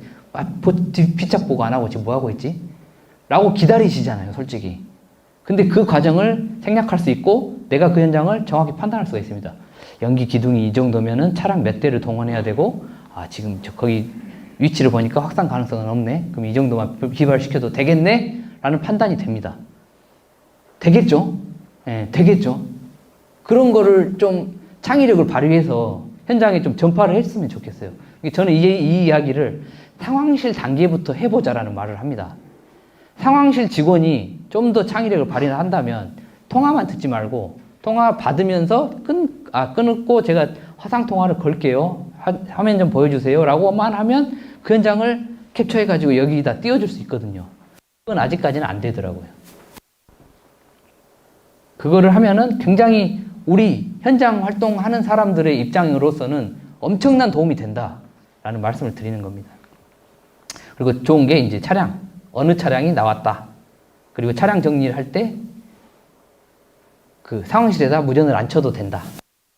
거죠. 그러니까 경기도나 이제 수도권은 차량이 한 20, 30대씩 나오면 순간순간 정리를 해줘야 됩니다. 출동 공백이 생기니까 상황실에서 물어봐요. 근데 물어보지 않고 내가 필요한 장비랑 필요한 인력만 놔두면 되니까 계산이 가능한 거죠. 그야말로 현장 지휘 센터가 차려지는 겁니다. 이거 하나로. 그러니까 이것도 이제 세종시에서도 만약에 여유가 되시면 P119 시스템 한번 도입해 보심도 다음은 고가차 사용법을 한번 보여드릴게요. 이게 아마 가장 와닿으실지도 모르겠어요. 세종시 이제 건물 구조나 그런 거에 비해서.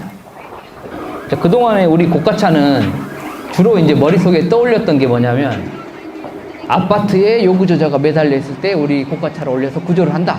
이 개념이 중심이죠. 맞죠? 근데 이제 그렇게 구조할 만한 상황은 많지가 않아요.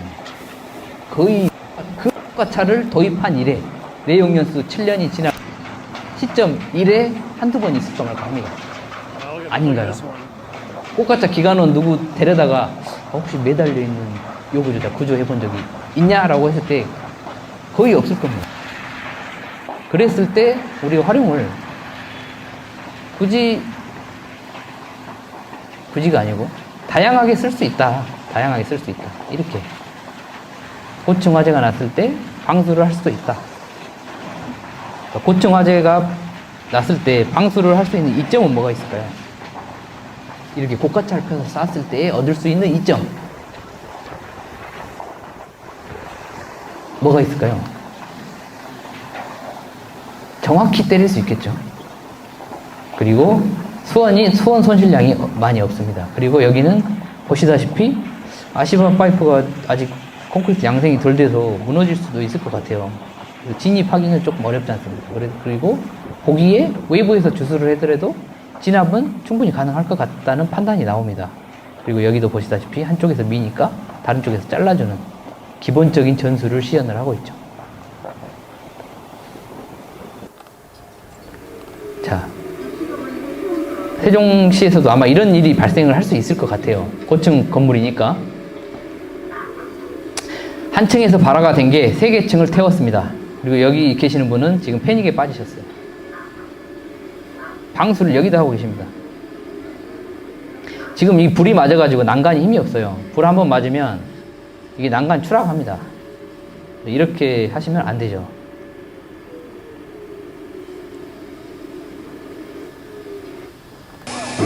서울 쌍문동.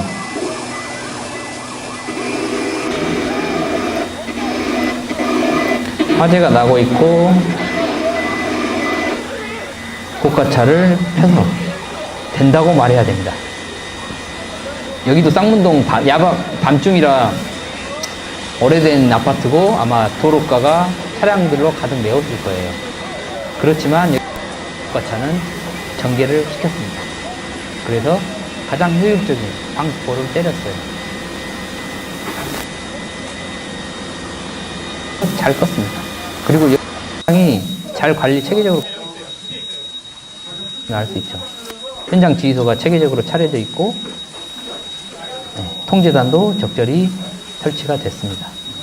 이게 뭐 하려고 한 건 아닌데 평소에 훈련이 잘 돼 있는 것 같아요. 여기 있는 쌍문동의 지휘관은 굉장히 유능한 분이십니다. 유능한 분과 이 유능한 대우를 확보한 게 쌍문동 시민들의 안전과도 직결이 되는 거죠. 전체가 다 탈 수 있었는데 이렇게 해서 잘 막았습니다.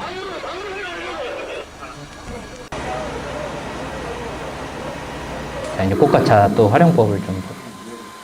자, 야적장. 혹시 세종에도 야적장 같은 거 있나요? 뭐 폐기물 처리장, 뭐 이런 거. 고물상. 화재 좀 납니까? 네. 그럴 때 이렇게 좀 써보자. 이렇게 고가차. 저도 이 고향에서 써봤어요. 고물상 야적장에 불이 나가지고 고가차 기관원한테 얘기를 했습니다. 지금 고가차 전개해가지고 탱크차 연결하고 방수 전개할 것 했더니 어떻게 됐을까요? 어떤 반응이 왔을까요? 고가차 기관원이 뭐라고 했을까요? 저한테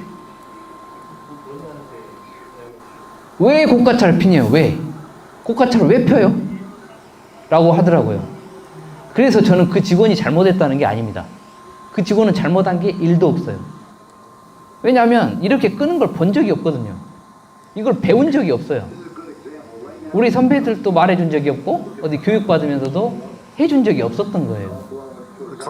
그래서 저는 가서 조용히 이제 말을 했죠. 이렇게 고가차를 펴서 위에서 아래로 하게 되면 우리 직원들이 거기 추락 위험도 있고 찔릴 위험도 있는 철물 위에서 화재를 진압하지 않더라도 편하게 할 수 있지 않겠냐. 그러니까 한번 해보겠습니다 라고 하고 편하게 했어요. 네. 그러니까 이렇게 한 번만 인지하더라도 보더라도 우리는 무한한 응용을 할 수가 있는 겁니다. 여기도 마찬가지고 이제 일본인데 여기도 고가차로 끄죠. 그러니까 자꾸 미국, 일본을 보여드리는 게 얘네가 서로 협약을 할 리는 없을 텐데 왜 서로 똑같은 방법으로 화재를 진압하지? 라는 걸 발견을 해서 말씀을 드리는 거죠. 왜 똑같은 방법으로 할까? 이게 단지 효율적이어서 하는 것 같습니다.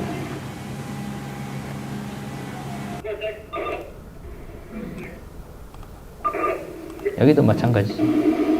고가차로 강하게 때려줄 수 있어요. 위에서 강하게.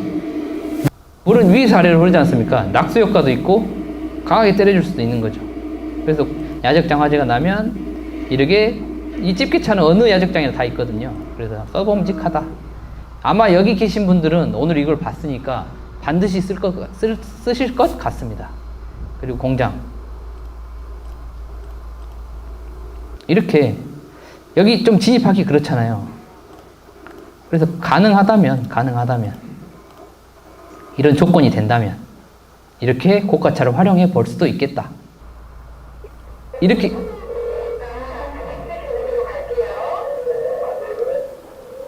이렇게 되면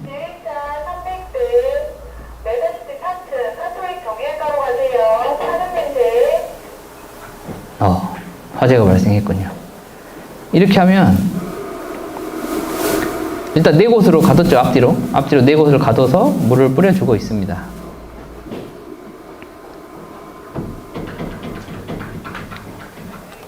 여기도 마찬가지고 이걸 보여드리는 거는 고가차가 좀 독특하죠. 고가도로 위에 고가차를 올렸습니다. 그리고 수관을 아래서 위로 보수를 이렇게 하고 있더라고요. 이걸 말씀드리는 거는 이게 가장 효율적이라고 하면, 이게 가장 생산적이라고 하면 창의력을 발휘해서 고가 위에서 물을 뿌릴 수도 있겠구나. 활용을 하는구나. 생각을 하는구나. 라고 말씀을 드리는 거죠. 도로를 조명하고 한 길만 터놓고 여기서 위에서 아래로. 그러니까 필요한 건 모든 걸 하는 거죠. 필요하다면. 우리도 할 수 있잖아요. 이런 상황이 된다고 하면. 그리고 다른 상황이더라도 활용이 가능하면. 잔화정리도 얘네들은 이걸로 하더라고요. 때려서 부셔버립니다. 주택을. 강한 압력으로 때려서 부셔버려요. 이렇게 활용도 한다라는 말씀을 드리는 겁니다. 여기는 이제 의왕시인데요. 방수포를 쓰고 있더라고요. 그리고 시간이 되면은 말씀을 다 드릴 수 있는데. 방수포. 그죠? 부산의 오피스텔에서 불이나 21명. 자, 일어나는 변화. 부산이 시작한 지 2년이 됐습니다. 불이 나자 입주민들은 건물 밖과 옥상으로 부산의 오피스텔 앞 주변 불꽃은 이렇게 활활 탔어요. 얼마 전이죠? 자, 뉴스를 보면서 긍정적으로 본 게 고가차로 작업을 하더라고요.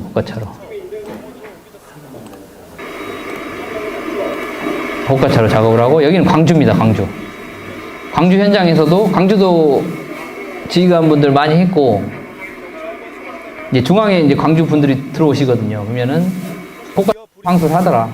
아주 긍정적이죠.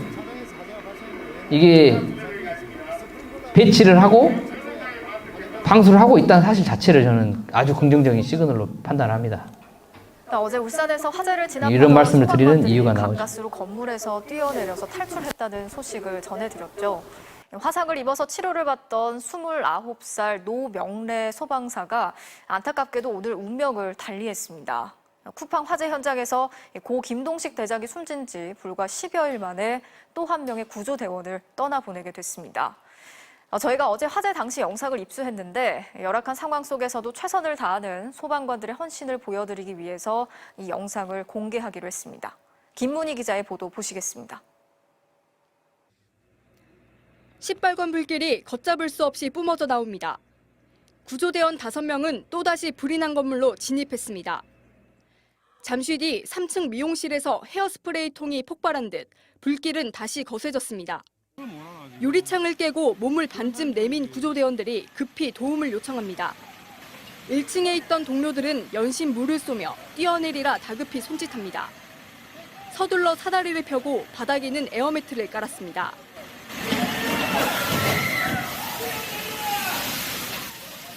뿜어져 나오는 농염. 구조대원 한 명이 먼저 몸을 던집니다.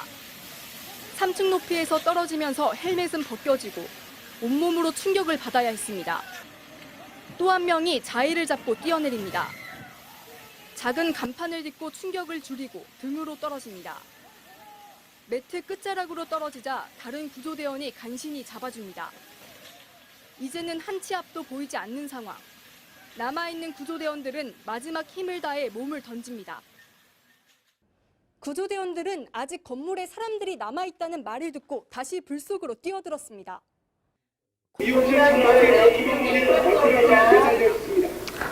상황을 잘 봐주십시오. 상황을.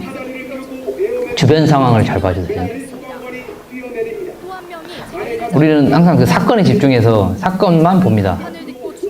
이 몸을 던지는 사건만 보죠. 매트 끝자락으로 떨어지자 다른 구조대원이 간신히 잡아줍니다. 이제는 한 치 앞도 보이지 않는 상황. 남아있는 구조대원들은 마지막 힘을 다해 몸을 던집니다. 자, 차량 배치 보시죠. 갑자기 불길이 더 세지면서 저희가 들어오는 입구 쪽을 막아버렸습니다. 저희가 어쩔 수 없이 창문으로 이렇게 차량 배치. 5명 모두 다쳤는데 특히 얼마 전입니다. 29살 노명래 소방사는 심한 화상을 입었습니다. 병원으로 옮겨졌지만 안타깝게는 노다한 신랑이었습니다. 안타깝고.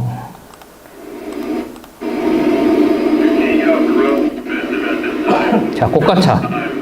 지금 아마 여기서 만약에 세종시 상가에 3층짜리 화재가 발생했는데 고가차를 라고 하면 고가차 기관원들은 안 필 겁니다. 왜 펴? 3층인데.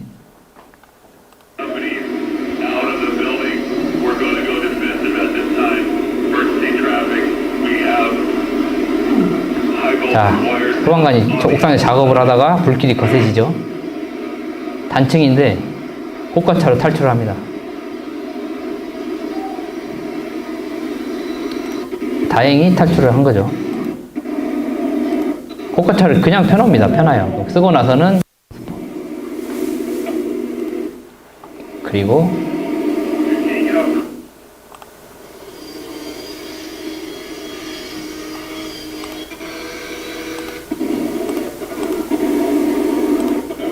여기도 옥상에서 작업을 하다가 불길이 거세져요. 그래서 펴놓은 고가차로 탈출을 합니다. LA고 아까는 뭐 뉴욕인가 그랬는데 그 먼 거리지만 공통적이죠. 전술이 1층이지만 고가차를 펴놓습니다. 이게 없었다면 어떻게 됐을까요? 여기서 점프해야 되거나 붕괴돼서 추락하거나 둘 중 하나입니다. 상책은 뛰어내리는 거고 하책은 붕괴되는 거죠.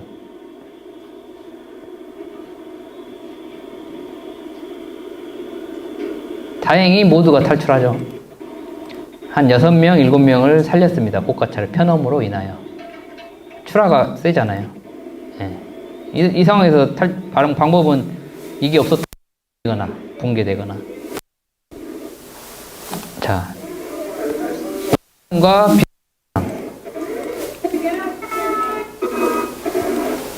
고가차를 핍니다. 네, 방수도 하고 구조도 하고 나머지 출동한 고가차도 그냥 펴니다. 옥상으로. 어떻게 모르니까. 현장에 나온 가만히 있으면 뭐합니까? 어떤 상황이 발생할지 모르니까 확률적 승리의 확률을 높여두는 거죠. 안전해질 확률을 높여두는 거죠.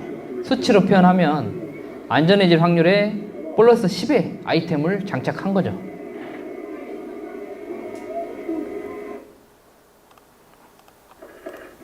여기도 마찬가지고 고가차랑 고가차는 다 펴놓습니다. 왜냐하면 우리 직원들이 여기로 진입을 했으니까. 그리고 여기 난간은 파괴될 염려도 있으니까요. 그리고 가장 무엇보다 어차피 현장에 나온 차량이니까 무엇보다 이게 예술인 것 같습니다. 고가차를 펴서 작업을 하는 게 보이시죠? 4대. 이 관내에 있는 고가차 나온 김에 핀 것 같아요. 나온 김에 펴놓는 거죠. 어떻게 쓸지 모르니까.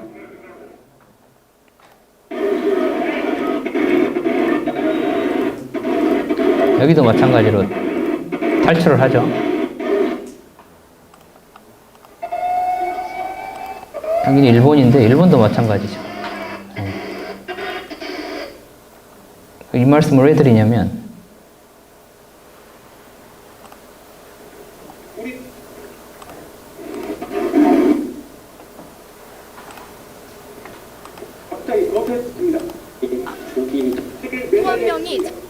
이 현장에서 고가차를 폈다면 어떤 상황이 바뀌었을 수 있을까요? 좀 더 살아남을 확률이 높아지지 않았을까요? 살아남지 못했을 수도 있습니다. 그러나 상으로 확률적으로 판단을 하면 만약에 우리 SOP가 3층 건물이지만 고가차도록 설계가 되어 있다고 하면 고가차를 폈죠. 그리고 플래시오버가 발생을 했지만 방수를 그 즉시 때릴 수가 있습니다. 방수를 때리게 되면 여기 쿨존이 형성이 되죠. 여기가 순식간에 발화를 했죠. 근데 이런 사건이 울산에서도 발생을 했어요. 발화를 했죠. 시간을 한번 봐보세요. 1분.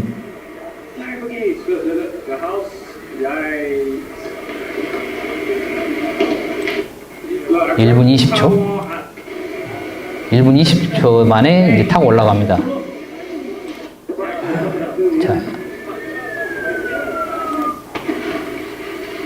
자, 이런 상황에서 만약에 세종시 아파트에서 이런 상황이 발생했다 라고 했을 때 무엇을 할 것이며 무엇을 해야 하는지 모두의 임무는 정해져 있는지 한번 체크해 볼 필요가 있죠. 방수포에 대해서는 논의가 많아요. 논쟁이. 자, 여기가 서울 서초구인가 강남인가 인데요. 방수포를 때렸죠. 그러면 불이 어느 쪽으로 밀릴까요? 반대쪽으로 밀리겠죠. 반대쪽으로. 그러면은 여기서 방수포를 때리면 되나요? 안 되나요? 반대편으로 불이 밀리는데 때려도 된다. 방수포를 때려 쏴도 된다. 네. 안 된다. 안 된다. 안 된다. 안 된다. 네. 우리가 여기서 된다 안 된다를 논의하는 것 자체가 이제 근본적인 오류가 있다고 생각합니다. 왜냐하면 고층 아파트에서 화염이 분출하면 확산을 막는 것이 우리로서는 가장 큰 전술적 목표를 삼아야 됩니다. 때려도 된다가 안 된다가 아니고 소방관의 안전이 위협받기 때문에 외부에서 주수를 하지 않는 게 아니고 외부에서 주수를 할 때 우리가 역할을 어떻게 방어할 것인가에 대한 논의를 하는 게 맞다는 거죠. 이걸 방수포를 때리는 게 가장 효율적이라고 하면 방수포를 때려야죠. 그 다음에 우리가 할 일은 이 역할을 막는 방법을 논의를 하는 게 맞습니다. 그게 우리의 태도라고 말씀을 드립니다. 그러면 이걸 역할을 막을 수 있는 방법은 뭐가 있을까요? 작전을 여기 출동되는 작전을 아주 잘 짰습니다. 역할을 막을 수 있는 방법. 세종시는 아마 이렇게 방수포를 때려야 할 상황이 올 확률이 농후합니다. 언젠간 때리셔야 될 거예요. 그랬을 때 차에서부터 논의를 해야죠. 출동하면서. 지금 있어. 뒤에 이제 출동대원 A 출동대원 방수포를 쏴. B 출동대원과 나는 올라가서 방수포를 때리고 나면 옥내 소화전을 이용해가지고 진입을 하러 들어갈게. 그래서 방수포를 다 때리고 나면 만 줘. 라고 하면 깨끗이 정리가 됩니다. 무전이 도착하고 나서 진입을 하면 되거든요. 맞죠? 그래서 면체도 내려서 쓰자라는 말씀을 드리는 거죠. 그리고 방수포의 위험성. 서울이 아주 좋은 연구를 많이 했어요. 본의 아니게 모양이 좀 비판하는 구조가 되가 그렇지. 방수포를 쐈을 때 소방관에게 미치는 영향에 대해서 연구를 해놨습니다. 아주 좋은 연구입니다. 아까 방수량 연구랑 있어야 우리가 대비를 하거든요. 보시면은 자, 심도는 한 200, 300도 됩니다. 빨간색. 하얀색은 400도까지 올라가요.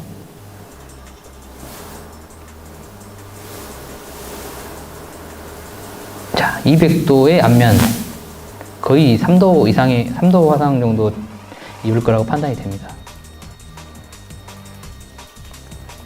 근데 여기서 우리가 이걸 피할 수 있는 방법이 있습니다.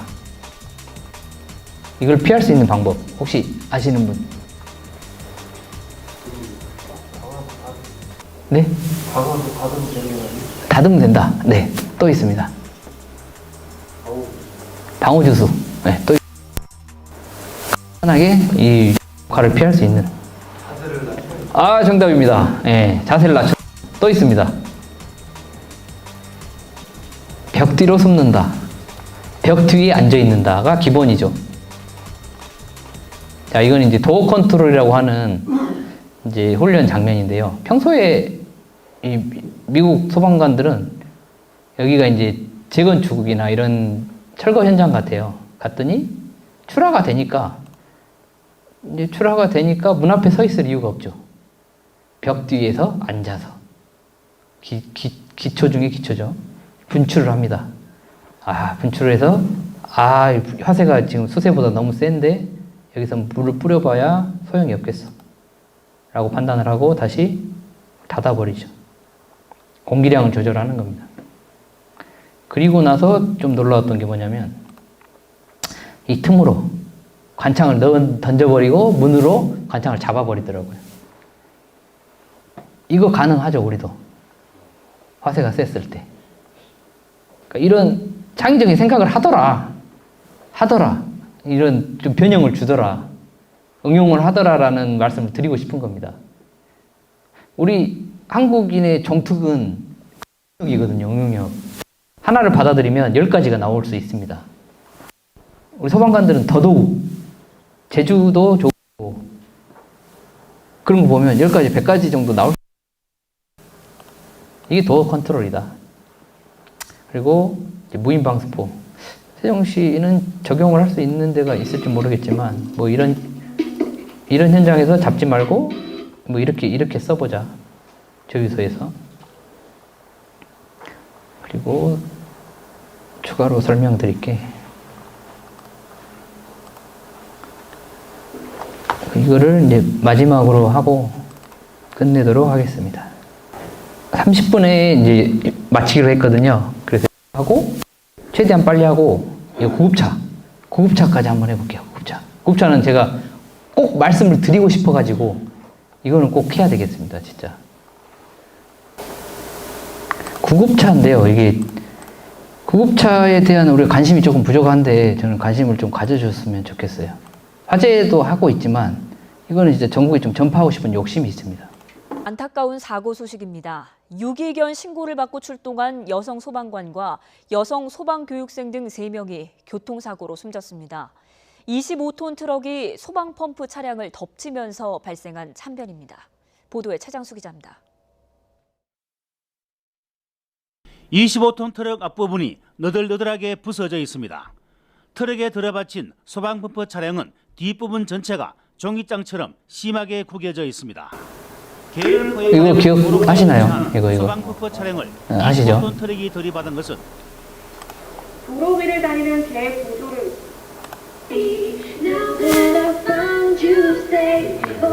아마 세종시도 고속도로 출동 나가십니까? 이쪽 고속도로. 아마 이런 사고 날 것 같아요. 이 펌프차죠.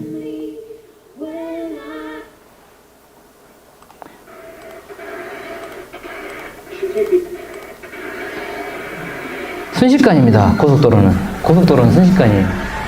안타까워서 말씀드리는 게 뭐냐면 이 사건 이후로 우리 현장은 바뀌었냐, 이런 사고가 발생하고 우리 현장은 바뀌었느냐, 안 바뀌었더라고요. 그래서 이거를 어떻게 막을까? 이제 미국 애들은 이거를 교육을 하고 있더라고요.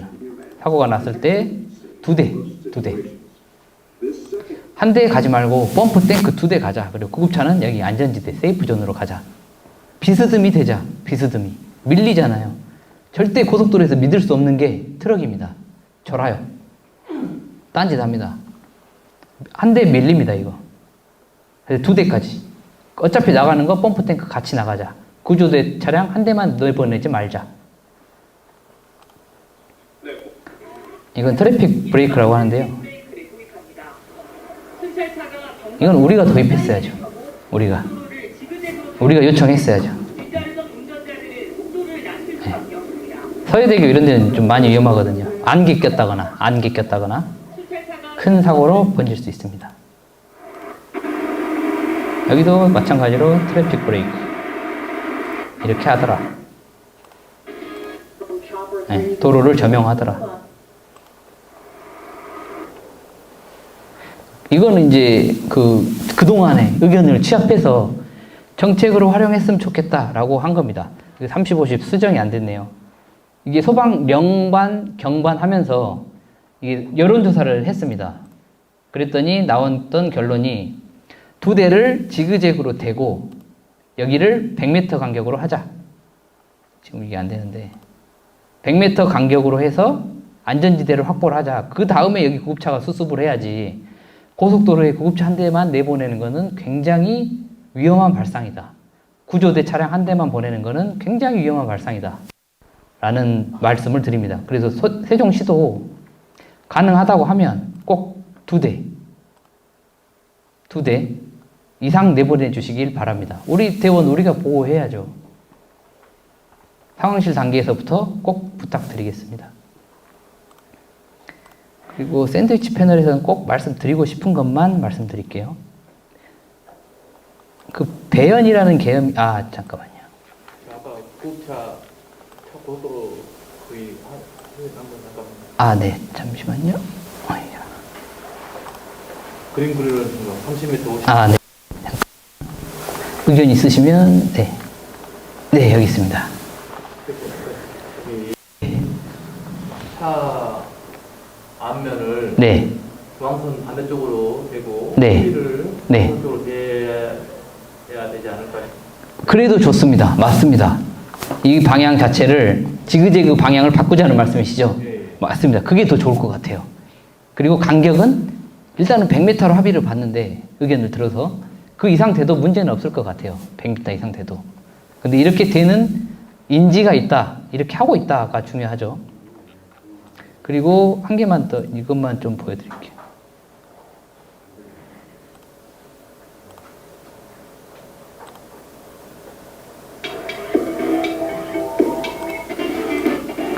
스페인인데요, 스페인.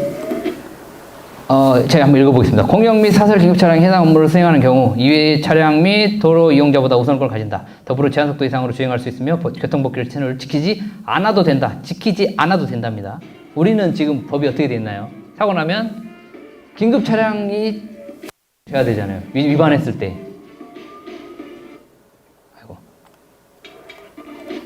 자, 그 스페인 구급차가 어떻게 운행을 하는지, 얼마나 법에서 구급차를 보호를 해주는지.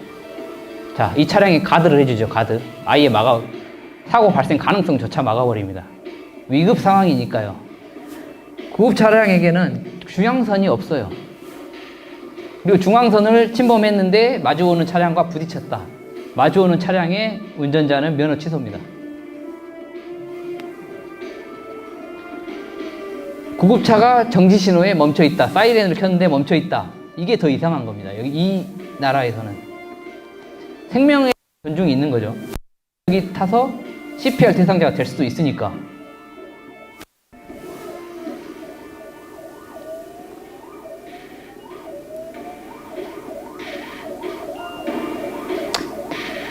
무적입니다, 무적. 모두가 알아서 피해가요. 강력한 법이 있기 때문이죠. 다 알아서 가다가 멈춰버립니다, 아예.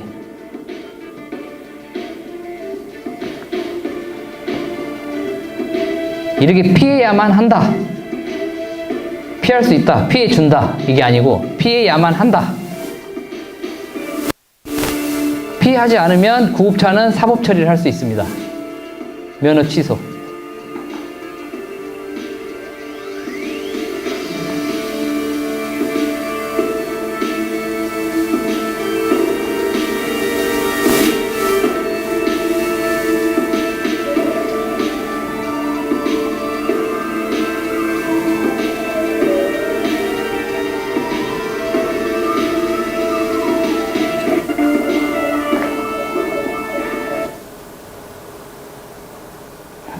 지난 주말 는 119 구급차가 승용차 택시와 충돌해 6명이 다쳤습니다. 이런 사고가 나게 되면 우리는 주로 어떤 조치를 합니까? 이 구급대원을 부르겠죠. 그래서 왜 신호 위반을 했어라는 질책을 합니다. 저는 그게 이제 근본적으로 문제가 잘못됐다고 생각을 해요. 왜냐하면 여기 기관호는 여기 뒤에 있는 분명히 CPR 상황이나 위급한 상황이었을 거예요. 여기를 있는 환자를 빨리 이송해야 된다는 생각밖에 없습니다. 지극히 생명을 존중하고 상황을 빨리 해결하려는 열심히 일하는 직원인 게 분명합니다. 그래서 교차로를 그냥 병원을 빨리 가고 싶어서 통과를 한 거라고 저는 생각을 해요. 여기서 우리가 해야 될 건 뭐냐면 왜 사고가 났어? 왜 위반을 했어를 질책할 게 아니고 다친 데는 없어. 몸은 괜찮아. 나머지는 신경 쓰지 마. 우리가 해결할게. 그게 조직이야. 라고 말을 해줘야 됩니다. 그리고 더 나아가 소방청에서는 법을 개정을 해야죠. 도로교통법을. 피해야만 하면 우리는 위반할 수 있다. 라고 강력한 법을 만들어내야죠. 그게 우리가 할 일입니다. 여기를 위반한 거를 가지고 논의할 게 아니고 구조를 먼저 바꿔놔야죠. 그게 이제 문화입니다. 거기에서 이제 조직에 대한 애착도 오는 것이고 여기에서 만약에 이렇게 사고가 났는데 이걸 가지고 질책을 한다. 이 직원은 영원히 조직을 떠납니다. 마음이 뜹니다. 우리는 한 명을 잃은 거예요. 보호를 해줘야죠. 네, 지금 시간이 얼추돼서 4분 남아서 한 개만 더 보여드릴게요. 자, 배연의 개념인데요. 배연이 왜 중요하냐면 우리가 화재를 진압함에 있어서 배연은 주로 연기를 뺀다고 생각을 많이 하시거든요. 근데 더 중요한 건 뭐냐면 열기를 빼내는 거예요. 열기를 빼야 급격한 연소 확대 현상이 없어요. 아래서도 공략을 하고 있고 밀고 들어가기 때문에 계속해서 수평으로 이동을 합니다. 불이. 그래서 여기서 잘라서 열기를 빼주는 거죠. 열기를.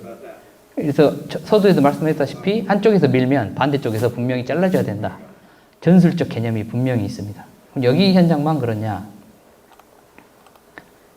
여기도 마찬가지. 여기도 그렇더라고요. 아주 멀리 떨어져 있는 곳이지만 공통점이 있습니다. 화재가 나는데 불을 끄는 것보다 배연을 먼저 시작합니다. 열기를 먼저 빼주죠. 속도를 늦추는 거예요. 왜냐하면 소방력이 초반에 선착되어서 초반에 소방력이 딸립니다.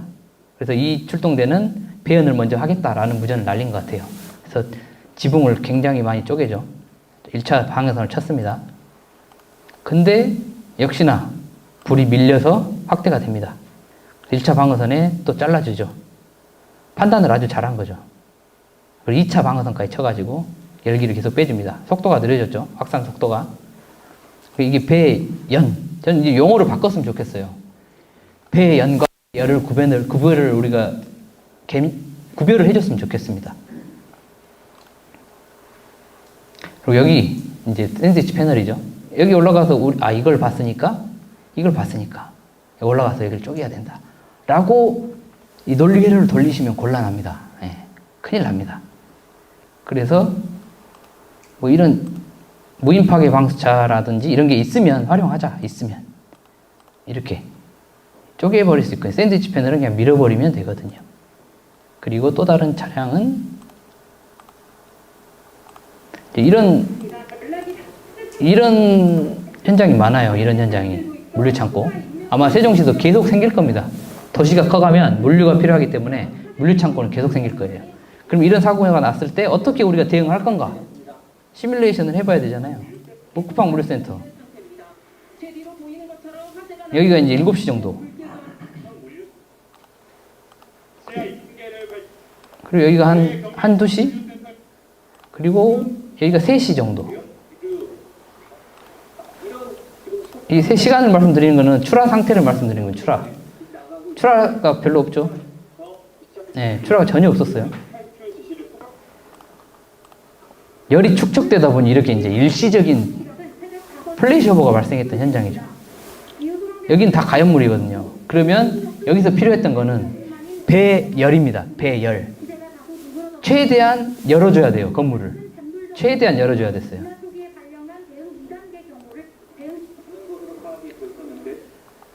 그래서 열어준 대로는 이렇게 물을 투입해주자. 열어준 대로는 고가차로. 또는 고가차로. 또는 이런 장비. 이건 이제 철거 장비인데요. 대형 창고, 물류창고는 한 층 높이가 6m에서 10m 됩니다. 그게 한 5층 정도 되면 50m 정도 되죠. 그러면 아까 무인파괴 방수차가 적용이 안 됩니다. 짧아서. 근데 이걸로 이렇게 쪼갠 다음에 여기로 방수를 해줬으면, 저는 이 현대랑 아무 관계가 없는 사람이에요. 관계가 있었으면 좋겠지만. 여기도 보시죠. 여기도 아마 결론은 이게 다 타는 결론밖에 안 나와요. 여기서 가만히 이렇게 물만 뿌렸을 때는. 이 물이라도 뿌린 게 다행이에요. 혹시 그 테스트 해보신 분 계세요? 갖고 계신 고가차에서 몇 층까지 방수가 되는지. 그거 한번 해보십시오. 우리가 보유한 고가차에서 몇 층까지 방수를 할 수 있는지. 제가 해본 결과 36층까지는 되더라고요. 방수를 외벽에 뿌릴 수 있는 높이가. 한번 세종도 갖고 있는 고가 차량으로 한번 훈련해 보십시오. 필요합니다. 그리고 뭐 이렇게 철거해가지고 샌드위치 패널 공장이잖아요. 쿠팡 물류창고랑 좀 비슷합니다. 그래서 이렇게 뜯은 곳으로 방수를 해줬으면 어땠을까? 방수포를 끊임없이 쏴줬으면 열이 빠지고 냉각 효과가 있고 물이 투입이 되고 낙수 효과가 있기 때문에 할 법했다. 앞으로 이런 사고가 발생하면 이걸 도입해서 한번 해보자 라는 말씀을 드리고 있습니다. 네, 시간이 돼가지고요. 네, 이상으로 마치도록 하겠습니다. 네, 앞으로도 대한민국 화재 현장이 안전해지고 순직사고가 없어지는 그날까지 열심히 노력하겠습니다. 안전!